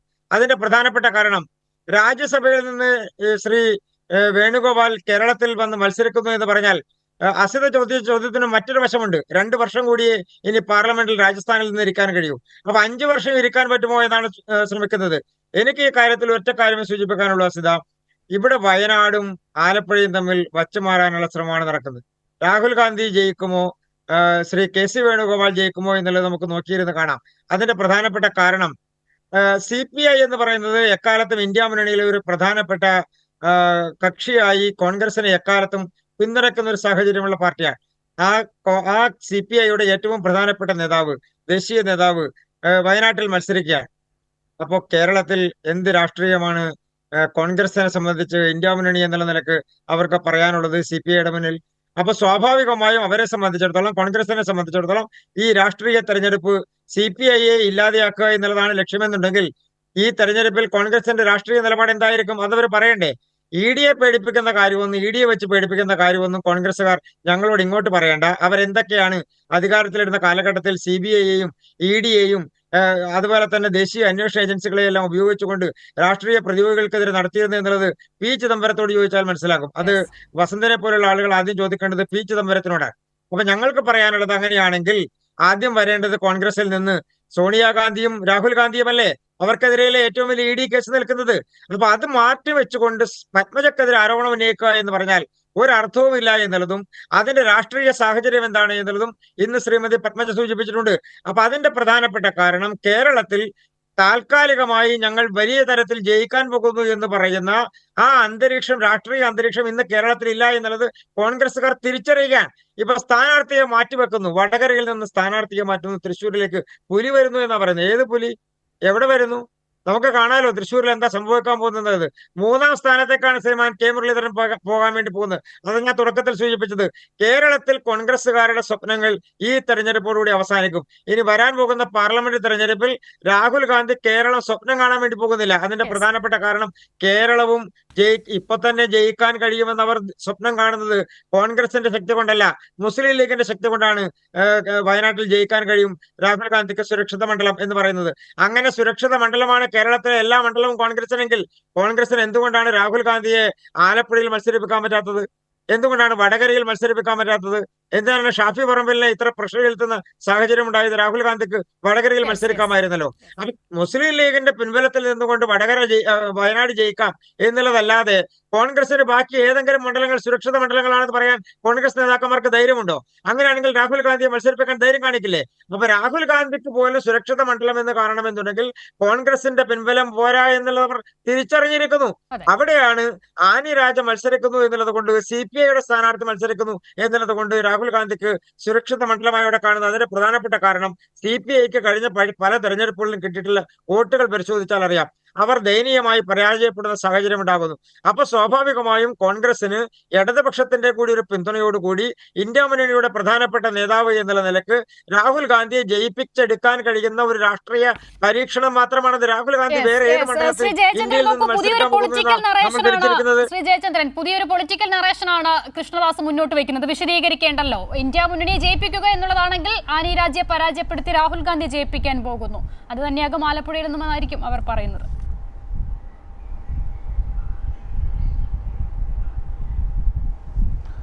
അല്ല, ഇത് അത് സംബന്ധിച്ച് ഒരു ആശയക്കുഴപ്പം കേരളത്തിലെങ്കിലും ഈ കാര്യത്തിൽ വേണ്ടതില്ല എന്നാണ് എനിക്ക് ശ്രീ കൃഷ്ണദാസിനോട് അതുമായി ബന്ധപ്പെട്ട് സൂചിപ്പിക്കാനുള്ളൊരു സംഗതി. കാരണം ഇത് കേരളത്തിലെ രാഷ്ട്രീയ സാഹചര്യം, മുന്നണി രാഷ്ട്രീയം വിഭിന്നമാണ്. LDF, UDF എന്ന 2 മുന്നണികളായി പോളറൈസ്ഡ് ആണ് കേരളത്തിലെ ബഹുഭൂരിപക്ഷം വോട്ടർമാരും എന്നുള്ളത് ദേശീയ തലത്തിൽ തന്നെ അംഗീകരിക്കപ്പെട്ടൊരു യാഥാർത്ഥ്യമാണ്. പക്ഷേ ഇന്ത്യ അലയൻസ് എന്ന് പറയുന്നത് പഴയ UPA, ഇപ്പോൾ ഇന്ത്യ അലയൻസ്, അത് കേരളത്തിൽ ഒഴികെ ആണ്, ബാക്കിയുള്ള സ്ഥലങ്ങളിലാണ് സഖ്യം. ഇത് രഹസ്യമാണ്, അതിനകത്ത് ഒരു രഹസ്യവുമില്ല. അഖിലേന്ത്യാ തലത്തിൽ തന്നെ ആ ഒരു നയം പരസ്യമായി തന്നെ പ്രകടിപ്പിച്ചിട്ടുള്ളതാണ് എല്ലാവരും. കോൺഗ്രസ് അടക്കം, ഇടതുകക്ഷികളടക്കം, ലീഗ് അടക്കം എല്ലാവരും പ്രകടിപ്പിച്ചിട്ടുള്ള വസ്തുതയാണ്. BJPക്ക് അത് അറിയാത്തതല്ല. അപ്പോൾ അത് കേരളത്തിൽ ആ നയമില്ല, ഇറസ്പെക്റ്റീവ് ഓഫ് കേരള എന്നുള്ളതാണ് ആ പോളിസിയുടെ അഖിലേന്ത്യാ പാറ്റേൺ. അങ്ങനെയാണ്. ആ പാറ്റേണിൽ നിന്നുകൊണ്ടാണ് 2019-ലും ഇപ്പോൾ 2024-ലും ഈ മത്സരം വന്നിട്ടുള്ളത്. പിന്നെ അപ്പോൾ മാത്രമല്ല കേട്ടോ, നേരത്തെ വാജ്പേയി സർക്കാർ അധികാരത്തിൽ നിന്ന കാലത്ത് 2004 മുതൽ അത് തന്നെയാണല്ലോ പാറ്റേൺ, അങ്ങനെ തന്നെയാണ്. അപ്പോൾ നമ്മൾ അതിൻ്റെ അകത്ത് തർക്കിക്കേണ്ട കാര്യമില്ല. പക്ഷേ BJPക്ക് അസിത മറ്റൊരു ഒരു അനുഭവത്തിനുള്ളൊരു സാധ്യത ഇവിടെ വളർന്നു വരുന്നത് എന്താണെന്നറിയാമോ? ക്രൈസ്തവ വിഭാഗത്തിൽ നിന്ന് ആൻ്റണിയുടെ മകൻ അനിൽ ആൻ്റണി പത്തനംതിട്ടയിൽ മത്സരിക്കുന്നു. ആൻ്റണി പിന്നെ മതവിരുദ്ധനാണ്, പള്ളിയിൽ പോകാറില്ല എന്ന് പറഞ്ഞാലും അത്ര കൂടി പിന്നെ മതാനുകൂലയാണ്, മതഭക്തയാണ് ആൻ്റണിയുടെ ഭാര്യ, അനിൽ ആൻ്റണിയുടെ അമ്മ. പ്രത്യേകിച്ചും ആലപ്പുഴയിലെ ഒരു ദേവാലയമൊക്കെ ആയിട്ട് ബന്ധപ്പെട്ട്, ഞാൻ പേര് പറയുന്നത് ചർച്ച ശരിയില്ലാത്തതുകൊണ്ട് പറയുന്നില്ല എന്നുള്ളതേ ഉള്ളൂ. ഒരു ദേവാലയവുമായി ബന്ധപ്പെട്ട് അവരുടെ ഒരുപാട് പിന്നെ സാക്ഷ്യങ്ങൾ അതൊക്കെ പ്രചരിച്ചതുമാണല്ലോ, അതൊക്കെ ഉണ്ട്. അപ്പോൾ ആ ക്രൈസ്തവ വിഭാഗത്തിൽ നിന്ന് പ്രധാനപ്പെട്ട ഒരാളിനെ, അനിൽ ആൻ്റണി എടുക്കുന്നു. ഇപ്പോൾ ഇതാ സവർണ ഹൈന്ദവ ഭൂരിപക്ഷത്തിൽ നിന്ന് ഒരു പ്രധാനപ്പെട്ട ഒരാളിനെ, പ്രത്യേകിച്ചും കെ കരുണാകരൻ്റെ മകളെ അവർക്ക് ലഭിക്കുന്നു എന്നുള്ളത് എത്രത്തോളം അത് എഫക്റ്റീവ് ആകുമെന്നുള്ളത് കാണാനിരിക്കുന്നേ ഉള്ളെങ്കിലും അവർക്കൊരു ഫെയർ പ്ലേക്ക് പറയാൻ കഴിയുന്നൊരു കാര്യത്തിലേക്കെങ്കിലും എത്തിക്കാൻ കഴിയുന്നുണ്ട് എന്നുള്ളത് കോൺഗ്രസിൻ്റെ പരാജയമാണ് എന്നുള്ളതാണ് എൻ്റെ ഒരു ധാരണയും എൻ്റെ വാദവും. അതാണ് അത്തരത്തിൽ പിന്നെ മതനിരപേക്ഷതയിൽ ഊന്നുനിന്ന പാരമ്പര്യമുള്ള കേരളത്തിലെ ഇരു മുന്നണികളുടെയും രാഷ്ട്രീയ ധാരയിൽ നിന്ന് വ്യത്യസ്തമായി ആ കോൺഗ്രസിൻ്റെ UDFൽ നിന്ന് 2 പേരെ 2 തരത്തിൽ അടർത്തിയെടുക്കാൻ BJPക്ക് സാധിച്ചു എന്നുള്ളത് കോൺഗ്രസിൻ്റെ ഈ സെക്കുലർ ഫാബ്രിക്കിന് പരാജയമാണ്. അതെത്ര ന്യായീകരിച്ചാലും അങ്ങനെ അല്ലാതെ ആവുകയുമില്ല. അങ്ങനെ ഒരു വലിയ പ്രധാനപ്പെട്ട വശം ഈ അനിൽ ആൻ്റണിയുടെ കാര്യത്തിലും പത്മജ വേണുഗോപാലിൻ്റെ കാര്യത്തിലും ഉണ്ട് എന്നുള്ളത് കാണാതെ പോകാൻ കഴിയില്ല. അത് വരും ദിവസങ്ങളിൽ അതെങ്ങനെയാണ് മുന്നണികൾ ഡെവലപ്പ് ചെയ്ത് അതിനെ സംബന്ധിച്ചുള്ള ആശയങ്ങൾ രൂപീകരിക്കുക എന്നുള്ളത് മറ്റൊരു കാര്യമാണ്. പിന്നെ എനിക്ക് വസന്തിനോട് പറയാനുള്ള ഒരു സംഗതി, വസന്ത് ഞാനല്ല, എൻ്റെ ഒരു അഭിപ്രായമായിട്ടല്ല ഞാൻ 2 ലക്ഷത്തിൽ പരം വോട്ട് ശോഭാ സുരേന്ദ്രന് കിട്ടും എന്ന് പറഞ്ഞത്. അത് അവരങ്ങനെ കാണുന്നു. എത്രത്തോളം ആകുമെന്നുള്ളത് നമുക്ക് ഇനി കാണാനിരിക്കുന്നതേ ഉള്ളൂ എന്നാണ് ഞാൻ പറഞ്ഞത്. അത് അവരുടെ ഒരു പെർസെപ്ഷനാണത്. അത് തെറ്റാനിടയില്ല എന്നുള്ളതിന് എനിക്ക് തോന്നിയൊരു ന്യായം കഴിഞ്ഞ തവണ 1.87 നോക്കൂ. ഇപ്പോൾ M ജയചന്ദ്രൻ പറഞ്ഞ് അവസാനിപ്പിക്കുന്ന കാര്യം, ഒരുപക്ഷെ ഇപ്പോൾ അനിൽ ആന്റണി എന്ന വ്യക്തിയെ നോക്കുമ്പോൾ, അല്ലെങ്കിൽ പത്മജ വേണുഗോപാൽ എന്ന വ്യക്തിയെ നോക്കുമ്പോൾ ഇവർ വലിയ ഫാക്ടറുകൾ അല്ലായിരിക്കാം. അതുകൊണ്ടാണ് പത്മജ പോയാൽ ഒന്നും സംഭവിക്കില്ല, കോൺഗ്രസിൽ BJPക്ക് ഒരു നേട്ടവും ഇല്ല എന്നൊക്കെ അവർക്ക് പറയാൻ സാധിക്കുന്നത്. പക്ഷേ ഇങ്ങനെ അവിടുന്നും ഇവിടുന്നുമുള്ള കൊഴിഞ്ഞുപോക്ക്, അത് ഈ പറയപ്പെടുന്ന, നേരത്തെ നമ്മൾ പറഞ്ഞതുപോലെ ലെഗസി അവകാശപ്പെടാനുള്ളവരുടെ പോക്ക്, അത് ദീർഘകാല അടിസ്ഥാനത്തിൽ ഉണ്ടാക്കുന്ന പ്രത്യാഘാതം കോൺഗ്രസ് ഈ ഘട്ടത്തിൽ പോലും തിരിച്ചറിയുന്നില്ല എന്നുള്ളതാണ്. പത്മജ ഇന്ന് പറയുന്നുണ്ട് കോൺഗ്രസിലായിരിക്കുമ്പോൾ എനിക്കൊരു പൊതുവേദിയിൽ ചന്ദനക്കുറിയിട്ട് പോകാൻ പറ്റില്ലായിരുന്നുവെന്ന്. അപ്പോൾ ഇതൊക്കെ എവിടേക്കാണ് ഇവർ ഈ ഒളിയമ്പുകൾ എറിയുന്നത് എന്നുള്ളത് എന്താണ് കോൺഗ്രസിന് മനസ്സിലാകാത്തത്? സമ്പത്ത്. അസീത, ഇപ്പോൾ ശ്രീമതി പത്മജ വേണുഗോപാൽ BJPയിൽ ചേർന്നതുമായി ബന്ധപ്പെട്ടുള്ള എന്തെങ്കിലും വ്യക്തിപരമായ പരാമർശങ്ങൾ നടത്തുന്നതിന് ഞങ്ങളാരും അത്തരമൊരു കാര്യത്തിന് ഞങ്ങൾ കൂട്ടുനിൽക്കാനോ ഭാഗവാക്കാകാനോ ഞങ്ങൾ ഉത്സാഹികളും സഹായികളുമാകാനോ ഒരു കാരണവശാലും ഞങ്ങളില്ല. അത് ശ്രീ കൃഷ്ണദാസ് ആയിരുന്നാലും ശ്രീ ജയചന്ദ്രനായിരുന്നാലും താങ്കൾ ഉൾപ്പെടെയുള്ള മറ്റു മാധ്യമപ്രവർത്തകരുമെല്ലാം അങ്ങനെ ആയിരിക്കുമെന്ന് ഞാൻ വിശ്വസിക്കുകയാണ്. എവിടെ നിന്നാണ് ഇവിടെ ഈ പറയുന്ന മുന്നിൽ നിന്നും പിന്നിൽ നിന്നുമുള്ള ഒളിയമ്പുകളും അത്തരത്തിൽ വ്യക്തിയെ തേജോവധം ചെയ്യുന്ന നിലയിലുമെല്ലാം വരുന്നത് എന്ന് ചോദിച്ചാൽ അതെല്ലാം തന്നെ കോൺഗ്രസ് കൂടാരത്തിൽ നിന്ന് തന്നെയാണ്, അവരോടൊപ്പം നിന്നവരിൽ നിന്ന് തന്നെയാണ്, പ്രവർത്തിച്ചവരിൽ നിന്ന് തന്നെയാണ്. അതൊരു പ്രത്യേക രാഷ്ട്രീയ സംസ്കാരമായിട്ടാണ് വെച്ചു പുലർത്തുന്നത് എങ്കിൽ അവരോട് നമുക്ക് സഹതപിക്കാനേ കഴിയുള്ളൂ, അത്തരത്തിൽ അങ്ങനെ പെരുമാറുന്നവരോട്. ഇത് സംബന്ധിച്ചിപ്പോൾ നമുക്ക് ആർക്കും തന്നെ നമ്മുടെ സഹോദരന്മാരെ നമുക്ക് തിരഞ്ഞെടുക്കാനുള്ള അതിനുള്ള അധികാരവും ഇല്ല, നമുക്കതിനുള്ള ത്രാണിയുമില്ല. നമുക്ക് അയൽക്കാരെ തിരഞ്ഞെടുക്കാനുള്ള നമുക്കതിനുള്ള കരുത്തൊന്നും നമുക്കില്ല. നമുക്ക് നമ്മുടെ സുഹൃത്തുക്കളെയും നമ്മുടെ സുഹൃത്ത് ബന്ധത്തിൽ അത്തരത്തിലുള്ള കാര്യങ്ങൾ നമുക്ക് നമ്മുടെ ഫ്രണ്ട്സിനെ, നമ്മുടെ സഹപ്രവർത്തകരെയൊക്കെ തിരഞ്ഞെടുക്കാൻ കഴിയുമെന്നുള്ളത് മാത്രമേ ഉള്ളൂ. ഞാൻ ബസന്ത് പറഞ്ഞൊരു കാര്യത്തിന് ഒരു തിരുത്തിൻ്റെ ആവശ്യമുണ്ട്. ഈ പറഞ്ഞു വരുമ്പോൾ കേരളത്തിലെ LDFനെ അല്ലെങ്കിൽ CPIഎമ്മിനെ, അപ്പോൾ ഈ അൽഫോൺസ് കണ്ണന്താനം 2006 LDFിൻ്റെ പിന്തുണയോടെ, CPIഎമ്മിൻ്റെ പിന്തുണയോടെ LDFിൻ്റെ സ്ഥാനാർത്ഥിയായി അദ്ദേഹം തിരഞ്ഞെടുക്കപ്പെട്ടതിന് ശേഷം 2011 അദ്ദേഹം നിയമസഭാ അംഗത്വം രാജിവെച്ചുകൊണ്ട് അദ്ദേഹം BJPയിലേക്ക് ചേരുകയാണ്. ഒരു ഗവൺമെൻറ്റിന് അട്ടിമറിക്കലല്ല, അദ്ദേഹത്തിൻ്റെ ഇഷ്ടത്തിന് അദ്ദേഹം പോയെങ്കിൽ പോയിക്കോട്ടെ, അദ്ദേഹത്തിൻ്റെ രാഷ്ട്രീയത്തോട് യോജിപ്പില്ല. ഇത് അപ്പോഴും അദ്ദേഹത്തിനോട്, അതുകൊണ്ട് അദ്ദേഹത്തിനോടുള്ള ബഹുമാനമോ അല്ലെങ്കിൽ നിങ്ങൾക്കിപ്പോൾ ബഹുമാനക്കുറവോ അല്ലെങ്കിൽ അദ്ദേഹത്തെ തേജോവധം ചെയ്യുന്ന വേറെ കാര്യം. പക്ഷേ അദ്ദേഹം നിയമസഭാംഗത്വം രാജിവെച്ചുകൊണ്ട് 2011 അത്തരം ഒരു കാര്യത്തിൻ്റേത് പോയത്. ഞാൻ ചോദിച്ചൊരു ചോദ്യം, നിങ്ങൾ ഈ വിവിധ സംസ്ഥാനങ്ങളിൽ സ്വന്തം പാർട്ടിയുടെ ഗവൺമെൻറ്റുകളെ അട്ടിമറിച്ചത് എങ്ങനെയാണ്? എന്ത് മോഹിച്ചിട്ടാണ്, എന്ത് ഭയപ്പെട്ടിട്ടാണ്, ആരെ പേടിച്ചിട്ടാണ്, ആരുടെ വണ്ടിയിലേക്ക് എങ്ങനെ അതിന് ചാടിക്കേറിയത് എന്തുകൊണ്ടാണ്? അധികാരത്തിൻ്റെ ശീതളഛായയിൽ നിൽക്കുമ്പോൾ തന്നെ ഇപ്പുറത്തു നിന്ന് അപ്പുറത്തേക്ക് മറുകണ്ഠം ചാടുക എന്നുള്ള നിലയിലേക്ക്. ഇതാണല്ലോ കണ്ടത് മധ്യപ്രദേശിൽ, അതാണോ കണ്ടത് നമ്മൾ നേരത്തെ ഇവിടെ ഈ കർണാടകത്തിൽ, ഇപ്പോൾ ഏറ്റവും കൂടുതൽ ഹിമാചൽ പ്രദേശിൽ, ചില വടക്ക് കിഴക്കൻ സംസ്ഥാനങ്ങളിലെല്ലാം കണ്ടത്? കഴിഞ്ഞ നിയമസഭാ തെരഞ്ഞെടുപ്പ് ഓർമ്മയില്ലേ? അന്ന് BJPയുടെ സംസ്ഥാന അധ്യക്ഷൻ പറഞ്ഞു, ഞങ്ങൾക്ക് 35 സീറ്റ് തന്നാൽ ഞങ്ങൾ കേരളത്തിൽ ഗവൺമെൻറ് ഉണ്ടാക്കി കാണിച്ചു തരാമെന്ന്. 140 MLAമാരുള്ള ഈ കേരളത്തിൽ 35 സീറ്റ് കിട്ടിയാൽ, ഇന്നിപ്പോൾ UDFനുള്ള അംഗബലം എന്നുള്ളത് 40-41 ഈ പറയുന്നവരെ മുഴുവൻ എങ്ങനെയാണ് ഞങ്ങൾ ഒന്നുകിൽ വിഴുങ്ങിക്കോളാം അല്ലെങ്കിൽ വേട്ടയാടിക്കോളാം, either we will swallow or poach എന്നുള്ളത്. അതിന് വിധേയമാകാൻ നിന്നു കൊടുക്കുന്ന ഒരു നിലയിലേക്കല്ലേ ഇത്തരം കാര്യങ്ങളിലേക്ക് വരുന്നത്. ഇവിടെ ഈ കേരള സംസ്ഥാനത്തെ ഈ കഴിഞ്ഞ തെരഞ്ഞെടുപ്പുകളുടെ ചരിത്രം നമ്മൾ പരിശോധിക്കുമ്പോൾ ഇവിടെ കോൺഗ്രസ്, ഇപ്പോൾ ഞാനൊന്ന് പറയട്ടെ, ഇപ്പോൾ തൃശ്ശൂരിനെ സംബന്ധിച്ച് പറഞ്ഞല്ലോ, അസിത പറഞ്ഞ, ഞാൻ ഒറ്റ മിനിറ്റ് കൊണ്ട് നിർത്തുകയാണ്. 1996 11ാം ലോക്സഭയിലേക്ക് നടന്ന തെരഞ്ഞെടുപ്പിൽ അവിടുത്തെ സ്ഥാനാർത്ഥി, കോൺഗ്രസിൻ്റെ സ്ഥാനാർത്ഥി, സാക്ഷാൽ ലീഡർ, കോൺഗ്രസ്സുകാരാണ് രഹസ്യമായി ഡീലർ എന്ന് വിളിച്ചത്, ഞങ്ങളല്ല വിളിച്ചിരുന്നത്, അതും കൂടി ഓർക്കണം. അന്ന് അസിതെല്ലാം വളരെ ചെറിയ കുട്ടിയാണ്. ഈ പറയുന്ന സാക്ഷാൽ K. കരുണാകരൻ അവിടെ പരാജയപ്പെട്ടത് സഖാവ് VV രാഘവനായിരുന്നു വിജയിച്ചത്. അദ്ദേഹം 1500-ൽ താഴെ വോട്ടുകൾക്കാണെന്ന് വിജയിച്ചത്. 1998 എങ്ങനെ ദേവഗൗഡയുടെ ഗവൺമെൻറ്, പിന്നെ അത് കഴിഞ്ഞിട്ട് ഗുജറാളിൻ്റെ ഗവൺമെൻറ്, 18 മാസം കൊണ്ട് ഗവൺമെൻറ് അട്ടിമറിക്കപ്പെട്ടു. കോൺഗ്രസും BJPയും കൂടെ ചേർന്നാണ് അട്ടിമറിച്ചത്. ആ അട്ടിമറിച്ചതിന് ശേഷം നടന്ന തെരഞ്ഞെടുപ്പ്, അന്ന് K. കരുണാകരൻ്റെ പുത്രൻ K. മുരളീധരൻ സ്ഥാനാർത്ഥി 18,000-ലധികം വോട്ടുകളുടെ ഭൂരിപക്ഷത്തിൽ വീണ്ടും അവിടെ VV രാഘവൻ നെൽക്കതിരും അരിവാൾ നെൽക്കതിർ അടയാളത്തിൽ വിജയിക്കുകയാണ്. ഇനി ഒരു പുതിയ ചരിത്രം കൂടി വരികയാണ്. എന്താണെന്നറിയോ? ഇത്തവണ തൃശ്ശൂരിലൊരു തെരഞ്ഞെടുപ്പ് വരുമ്പോൾ സുനിൽകുമാറിന് ചിലപ്പോൾ ഒരു ഭാഗ്യമുണ്ടാവും. CPIയുടെ നേതാവും മുൻ മന്ത്രിയുമായ സുനിൽകുമാറിനൊരു ഭാഗ്യമുണ്ടാകാൻ പോകുന്നത് ഒരേ മണ്ഡലത്തിൽ തന്നെ സഹോദരനെയും സഹോദരിയെയും തോൽപ്പിച്ച് വിജയിച്ചു പാർലമെന്റിലേക്ക് എന്നുള്ള ഒരു ഭാഗ്യം കൂടി അദ്ദേഹത്തിന് ഉണ്ടാകും. K. മുരളീധരനെ കൊണ്ടുവരുമ്പോൾ സുനിൽകുമാറാണല്ലോ അവിടുത്തെ പ്രധാനപ്പെട്ട ഇടതുമുന്നണി സ്ഥാനാർത്ഥി. പ്രതാപനെ കൊണ്ട് കൂട്ടിയാൽ കൂടില്ല അദ്ദേഹത്തെ തോൽപ്പിക്കാൻ എന്നൊരു കണക്കുകൂട്ടലിലേക്ക് കോൺഗ്രസ് എത്തി എന്ന് നമുക്ക് വ്യാഖ്യാനിക്കാം, അല്ലേ? ഞാനിതിന് ഒരു വ്യാഖ്യാനത്തിനൊന്നും ഞങ്ങൾ പോകുന്നില്ല. അത് കോൺഗ്രസിൻ്റെ ആഭ്യന്തര കാര്യമാണ്. മുരളീധരൻ ഇവിടെ നേമത്ത് വന്നല്ലോ മത്സരിക്കുമ്പോൾ, മാധ്യമങ്ങൾ, ഈ കേരളത്തിലെ പ്രധാനപ്പെട്ട മാധ്യമങ്ങൾ, ആ അച്ചടി മഷിയെല്ലാം ഉണങ്ങിപ്പോയിട്ടൊന്നുമില്ല, നമ്മുടെ എല്ലാം ഇവിടെ ഇപ്പോഴും ഇരിപ്പുണ്ട്. അന്നത്തേത് ആർക്കൈവ്സിൽ നോക്കിയാൽ കേരളത്തിലെ പ്രധാനപ്പെട്ട ടെലിവിഷൻ ചർച്ചകളിലെല്ലാം ജയിച്ചിട്ടുള്ള ആൾ, എങ്ങനെ പ്രീ പോൾ സർവേയിലും പോസ്റ്റ് പോൾ സർവേയിലും ജയിച്ചിട്ടുള്ള ആൾ K. മുരളീധരനാണ്. K. മുരളീധരനാണ്, സഖാവ് ശിവൻകുട്ടി അല്ല വിജയിച്ചത്. പക്ഷേ ജനങ്ങൾ വോട്ട് ചെയ്തപ്പോൾ വിജയിച്ചത് അത് ചുറ്റികാരിവാൾ നക്ഷത്രമാണ്. അത്രയേ ഉള്ളൂ വ്യത്യാസം. അതെ. ശ്രീ കൃഷ്ണദാസ്, വസന്ത് ഞാൻ വരാൻ കേട്ടോ, എനിക്കറിയാം മറുപടി ഉണ്ടെന്ന്. കൃഷ്ണദാസ്, ഒരു ചുരുങ്ങിയ വാക്കുകളിൽ ഒരു മറ്റൊരു വിഷയത്തിന്, ഞാൻ നേരത്തെ അത് വിട്ടുപോയതാണ്. നമ്മൾ മുൻപ് ഈ K. കരുണാകരന്റെ കാര്യം പറഞ്ഞപ്പോൾ വസന്ത് പറഞ്ഞിരുന്നു അതിന്റെ ലെഗസി അവകാശപ്പെടാനുള്ള നീക്കമാണെന്ന്. താങ്കൾ അത് അങ്ങനെയല്ല എന്ന് പറഞ്ഞു. ഇന്നിപ്പോൾ മലപ്പുറത്ത് പത്മജ വേണുഗോപാൽ ഇന്നലെ രാത്രി അംഗത്വം സ്വീകരിച്ച് ഇന്ന് പകൽ K. കരുണാകരന്റെ കൂടി ഫോട്ടോ വെച്ച പോസ്റ്ററും ഫ്ലെക്സുകളും ഉയരുകയാണ്. ദയനീയമായ അവസ്ഥയിലേക്ക് BJP എത്തുന്നു. സ്വന്തമായി അങ്ങനെ ഒരു പാരമ്പര്യം അവകാശപ്പെടാൻ ഇല്ലാത്തത് കൊണ്ടാണോ ഇങ്ങനെയൊക്കെയോ സംഭവിക്കുന്നത്?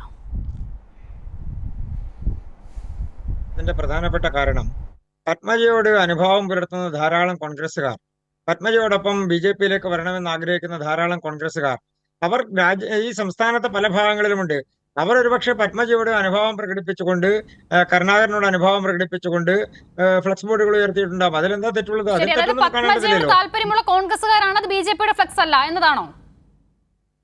ഇല്ല, അങ്ങനെ ഉണ്ടാവുമല്ലോ. ഞാൻ പറഞ്ഞു വന്നത്, കോൺഗ്രസിൽ നിന്ന് ഒരാൾ ബി.ജെ.പിയിലേക്ക് വരുമ്പോൾ സ്വാഭാവികമായും പത്മജയെ പോലെയുള്ള കരുണാകരന്റെ മകൾ എന്നുള്ളതിനേക്കാൾ അപ്പുറത്ത് കോൺഗ്രസിന്റെ രാഷ്ട്രീയകാര്യ സമിതിയിൽ ഇരിക്കുന്ന ഒരു നേതാവ് അവർ ബി.ജെ.പിയിലേക്ക് വരുമ്പോൾ അവരെ പിന്തുണക്കുന്ന ആളുകൾ പല സംസ്ഥാനത്തിന്റെ പല ഭാഗത്തുണ്ടാകുമല്ലോ. ശരി, ശരി, ശരി, അങ്ങനെയുള്ള ശരി. ആളുകൾ അവർക്ക് അനുകൂലമായി ഫ്ലക്സ് ശരി, ബോർഡുകൾ ശരി, ശ്രീകൃഷ്ണദാസ്, ഞാൻ ഒന്ന് ഇടപെടുന്നു. പോയിന്റ് ക്ലിയർ ആണ്. പക്ഷെ നമ്മൾ ഇങ്ങനെ പത്മജയുടെ അനുകൂലികൾ കരുണാകരനെ കൂടി ചേർത്ത് ഫ്ലെക്സ് വെച്ചു എന്ന് പറയുമ്പോൾ പത്മജ ബി.ജെ.പിയിലേക്ക് വന്ന സമയത്ത് സ്വന്തം സോഷ്യൽ മീഡിയ ഹാൻഡിൽ ചെയ്യുന്ന ആളെ പോലും കൂടെ കൊണ്ടുപോകാൻ പറ്റാതിരുന്ന ആളാണ് എന്നുള്ളത് കൂടി ഓർക്കണം. ഞാൻ മടങ്ങി വരാം വസന്ത ഉൾപ്പെടെയുള്ള മറ്റു അതിഥികളിലേക്ക് ഞാൻ വരാം. ഒറ്റ കാര്യം കൂടി പറയട്ടെ. വളരെ വേഗം ഇടവേളയിലേക്ക് പോകണം. അതെ, അതിനെ സംബന്ധിച്ച് അവർ തന്നെ പറഞ്ഞിട്ടുണ്ട്, എന്റെ സോഷ്യൽ മീഡിയ കൈകാര്യം ചെയ്യുന്നത് ഞാനല്ല, അതിന് പാസ്വേഡ് പോലും എനിക്കറിയില്ല, അത് കൈകാര്യം ചെയ്യാൻ ഏൽപ്പിച്ചിട്ടുള്ള ആളുകൾ ദുരുപയോഗം ചെയ്തിട്ടുണ്ടാവും. ഞാൻ അതെ ശ്രീകൃഷ്ണദാസ്, അത് തന്നെയാണ് ഞാനും പറഞ്ഞത്. താങ്കൾ പറഞ്ഞു പത്മജയോട് അനുഭവമുള്ള കോൺഗ്രസുകാർ എന്ന്. അങ്ങനെ പത്മജ പോകുന്ന സമയത്ത് സോഷ്യൽ മീഡിയ പോലും ഹാൻഡിൽ ചെയ്യുന്ന ആളുകളെ കൂടെ കൊണ്ടുപോകാൻ പറ്റിയിട്ടില്ലാത്ത ആളാണ് എന്നുള്ളതാണ് ഞാനും പറഞ്ഞത്. നമ്മൾ രണ്ടുപേരും പറഞ്ഞത് ഒന്നാണ്. വസന്ത്, ഞാൻ വരാം. വീണ്ടും ചർച്ചയിലേക്ക്. വസന്ത്, നോക്കൂ, നിരവധി വിഷയങ്ങളിൽ മറുപടി പറയാനുണ്ട് എന്ന് എനിക്കറിയാം. പക്ഷേ ഇവിടെ ഇപ്പോൾ അവസാനം കൃഷ്ണദാസ് പറഞ്ഞതുപോലെ ഇപ്പോൾ നിങ്ങൾ പറയുന്നു ED പേടിച്ചാണ് പോയതെന്ന്. അങ്ങനെയെങ്കിൽ ED നടപടി നേരിടുന്ന ഒരാളെ ഇത്രയും നാൾ ഇന്നലെ വരെ KPCCയുടെ ഉത്തരവാദിത്തപ്പെട്ട പദവിയിൽ നിങ്ങൾ ഇരുത്തി. അപ്പോൾ അത് എന്തുകൊണ്ടുണ്ടാകുന്നു? രണ്ട്, ഇപ്പോൾ കരുണാകരന്റെ ലെഗസി ഉപയോഗിക്കുമെന്ന് നിങ്ങൾക്കും പേടിയുണ്ട്. പക്ഷേ അനിൽ ആന്റണി പോകുമ്പോൾ അത് ഉണ്ടായില്ല. ഒരു പോസ്റ്ററിലും ഒരു ഫ്ലെക്സിലും ഇപ്പോൾ കരുണാകരന്റെ ഫോട്ടോ പ്രത്യക്ഷപ്പെട്ടതുപോലെ ആന്റണിയുടെ ഫോട്ടോ പ്രത്യക്ഷപ്പെട്ടില്ല. അപ്പോൾ അവിടെ അതിന്റെ കാര്യം ഈ തെരഞ്ഞെടുപ്പിൽ മുൻപൊക്കെ നമ്മൾ ഈ ന്യൂനപക്ഷ വോട്ടുകളെ കുറിച്ചായിരുന്നു പറയുന്നെങ്കിൽ ഇത്തവണ ഹൈന്ദവ വോട്ടുകളുടെ ഏകീകരണം ഉണ്ടാകും എന്നൊരു ധാരണ BJPക്ക് ഉണ്ട്. അവർ അത് തിരിച്ചറിയുന്നു. പക്ഷെ കോൺഗ്രസിന് അത് അറിയാൻ സാധിക്കുന്നില്ല. അങ്ങനെയല്ലേ? അങ്ങനെയല്ല. ഒരു മിനിറ്റ്, കൃഷ്ണദാസിന്റെ ഒരു കാര്യത്തിലുള്ള ഉത്തരം ഇത് മറ്റൊരു ചാനലിന്റെ ബൈറ്റ് ആണ് എങ്കിൽ പോലും. അതായത് പത്മജ വേണുഗോപാൽ മറ്റൊരു ചാനലിന്റെ ഇന്റർവ്യൂവിൽ പറയാണ്, എനിക്ക് ഇവന്റ് മാനേജ്മെന്റ് ഇല്ല, ഫേസ്ബുക്ക് അടക്കം കൈകാര്യം ചെയ്യുന്നത് ഞാനാണ് എന്റെ ഫേസ്ബുക്കിൽ എന്റെ വിഷമങ്ങളൊക്കെ കുറിക്കുകയും രാഷ്ട്രീയം സംസാരിക്കുകയും ചെയ്യുന്നത് എന്ന പത്മജയുടെ ബൈറ്റാണ്. അങ്ങേക്ക് വേണമെങ്കിൽ ഇപ്പൊ നെറ്റിന്റെ പ്രശ്നമുണ്ട്, അങ്ങേക്ക് വേണമെങ്കിൽ ചർച്ചയ്ക്ക് ശേഷം ഞാൻ അയച്ചു തരാം. അപ്പോ പത്മജയുടെ ഫേസ്ബുക്ക് ഹാൻഡിൽ ചെയ്യുന്നത് പത്മജ തന്നെയാണെന്ന് പത്മജ ഏറ്റു പറഞ്ഞിട്ടുണ്ട്. അതുകൊണ്ട് ഇനി പത്മജ ഒരുപക്ഷെ പറ്റുന്ന ഒരു ദിവസം രാത്രി എഴുന്നേറ്റ് BJP ചേർന്നേക്കാം എന്ന് തോന്നിയതുപോലെ BJP ചേർന്നതിന് ശേഷം സത്യങ്ങളൊക്കെ തുറന്നു പറഞ്ഞേക്കാം എന്ന് തോന്നി എഴുതിയതാണോ എന്നുള്ളത് പത്മജയും BJPയും കണ്ടുപിടിക്കുക. സെലക്റ്റീവായി പത്മജ പറഞ്ഞ ചില അഭിപ്രായങ്ങൾ മാത്രം നിങ്ങൾ അംഗീകരിക്കുമ്പോൾ അങ്ങനെയാണെങ്കിൽ ഈ വിഷയത്തിൽ പത്മജ പറഞ്ഞത് എല്ലാം യാഥാർത്ഥ്യമാണെന്ന് പറയേണ്ടി വരില്ലേ വസന്ത്? അപ്പോൾ സെലക്റ്റീവായ ചില അംഗീകാരങ്ങൾ തെറ്റല്ലേ? അല്ല, സെലക്റ്റീവായി ഞാൻ അംഗീകരിച്ചല്ല. അദ്ദേഹം പറഞ്ഞ പോയിന്റിനെ ഞാൻ കൗണ്ടർ ചെയ്യുകയാണ് ചെയ്തത്. അദ്ദേഹം പറഞ്ഞ എന്താണ്, ആ ഫേസ്ബുക്ക് ഉപയോഗിക്കുന്ന ആരാണെന്ന് പത്മജയ്ക്ക് അറിയുക പോലുമില്ല. ഏത് ബ്ലൂടൂത്ത് ഉള്ള ഫേസ്ബുക്ക് വെരിഫൈഡ് അക്കൗണ്ട് ഇത്രയും കാലം ഉപയോഗിച്ച ആരാണെന്ന് അവര് പറഞ്ഞ കാര്യം മാത്രമേ പറഞ്ഞുള്ളൂ. അവരിന്ന് വാർത്താ മാധ്യമങ്ങളോട് പറഞ്ഞ കാര്യം ഞാൻ പറഞ്ഞുള്ളൂ. അല്ലല്ല, അവർ നേരത്തെ വാർത്താ മാധ്യമങ്ങളോട് പറഞ്ഞ ബൈറ്റാണ് ഞാൻ അങ്ങേ കാണിച്ചത്. അതാണ് നിൽക്കട്ടെ, സമയം വളരെ കുറവില്ല.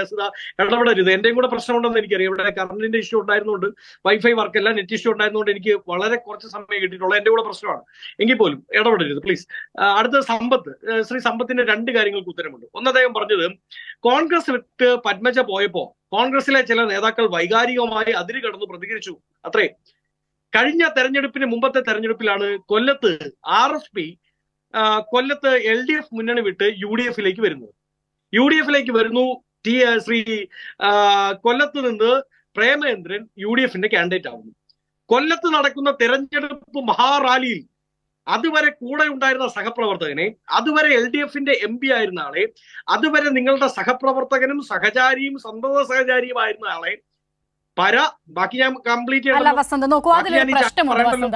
ഞാൻ ഇടപെടരുതെന്ന് കരുതിയതാണ്, പക്ഷെ മിണ്ടാതിരിക്കാൻ പറ്റില്ലല്ലോ. കാരണം ഞാനിപ്പോൾ മിണ്ടാതിരുന്നാൽ വസന്ത് പറയുന്നതിന് ഞാനും അംഗീകരിക്കുന്നു എന്ന് വരും. നോക്കൂ വസന്ത്, അത് അങ്ങനെയല്ല. നോക്കൂ, അങ്ങനെയാണെങ്കിൽ ഞാൻ മുൻപ് പറഞ്ഞ രണ്ട് ഉദാഹരണം തന്നെ വീണ്ടും പറയേണ്ടി വരും. അനിൽ ആന്റണി പോകുമ്പോൾ എന്താണ് നിങ്ങൾക്കത് പറയാൻ സാധിക്കാത്തത്? പത്മജ പോകുമ്പോൾ എന്താണ് നിങ്ങളത് പറയുന്നത്? ഇനി അത് പറഞ്ഞത് രാഹുൽ മാങ്കൂട്ടത്തിൽ ജബി മേത്തർ എന്ന് പറയുന്ന ഒരു സ്ത്രീയുടെ കൂടി മുന്നിൽ വെച്ചാണ് അത് പറയുന്നത്. അവർക്കൊന്നും അത് പ്രശ്നമാകുന്നില്ല. അത് എന്തുകൊണ്ടാണ് വസന്ത്? ഇന്നലെ വരെ നിങ്ങൾ ഒരു പക്ഷേ അവരെ ചേച്ചി എന്നായിരിക്കല്ലേ അഭിസംബോധന ചെയ്തത്. ഇന്ന് അവർ BJP-യിലേക്ക് പോകുമ്പോൾ അവരെങ്ങനെയാണ് അവരുടെ താതനില്ലാത്ത സ്ത്രീയായി അവർ മാറുന്നത്? അദ്ദേഹം പറഞ്ഞ വാക്ക് ഉപയോഗിക്കാൻ എനിക്ക് ബുദ്ധിമുട്ടുണ്ട്. ആ വാക്കിന് പ്രശ്നമുള്ളത് കൊണ്ടല്ല, അതിലൊരു പ്രശ്നമുണ്ട് എന്ന് ഞാൻ കരുതുന്നത് കൊണ്ടാണ്. താതനില്ലാത്ത സ്ത്രീയായി എങ്ങനെ പത്മജ മാറുന്നു? അവരുടെ അമ്മയുടെ കൂടി സ്വത്വത്തെയല്ലേ ചോദ്യം ചെയ്തത്? ഇന്നൊരു വനിതാ ദിനം കൂടിയാണ് വസന്ത്. അതിൽ പ്രശ്നമുണ്ട്. അത് രണ്ടിലും പ്രശ്നമുണ്ട്. അല്ല, എനിക്ക് ശ്രീ സമ്പത്തിന് ഉത്തരം പറയാതിരിക്കാൻ പറ്റില്ല. അത് പറഞ്ഞുകൊണ്ടിരുന്നപ്പോഴത്തേക്ക് സമ്പത്ത് ആ പോയിന്റ് ഉന്നയിച്ചപ്പോ അങ്ങ് ഇടപെട്ടില്ലല്ലോ. ഞാൻ പറഞ്ഞല്ലോ, കേരള രാഷ്ട്രീയത്തിൽ ശ്രീ പത്മജ BJP-യിലേക്ക് പോയപ്പോ കോൺഗ്രസിലെ ഒരു നേതാവും നാടൻ ഭാഷയിലെ തെറി ഉപയോഗിച്ചിട്ടില്ല. എന്നാൽ പ്രേമേന്ദ്രൻ RSP, പ്രേമേന്ദ്രൻ ഒറ്റയ്ക്കല്ല, RSP എന്ന് പറയുന്ന പാർട്ടി മുന്നണി വിട്ടപ്പോ പ്രേമേന്ദ്രൻ എന്ന് പറയുന്ന ജനകീയ അദ്ദേഹത്തിന്റെ തട്ടകത്തിൽ എന്താണ് പറയുന്നത്, തെരഞ്ഞെടുപ്പ് യോഗത്തിൽ ബാക്കി ഞാൻ പറയുന്നില്ല, ഉപയോഗിച്ചത് സഹാവ് പിണറായി വിജയനാണ്. രണ്ടാമത് അദ്ദേഹം പറഞ്ഞു എന്താണ്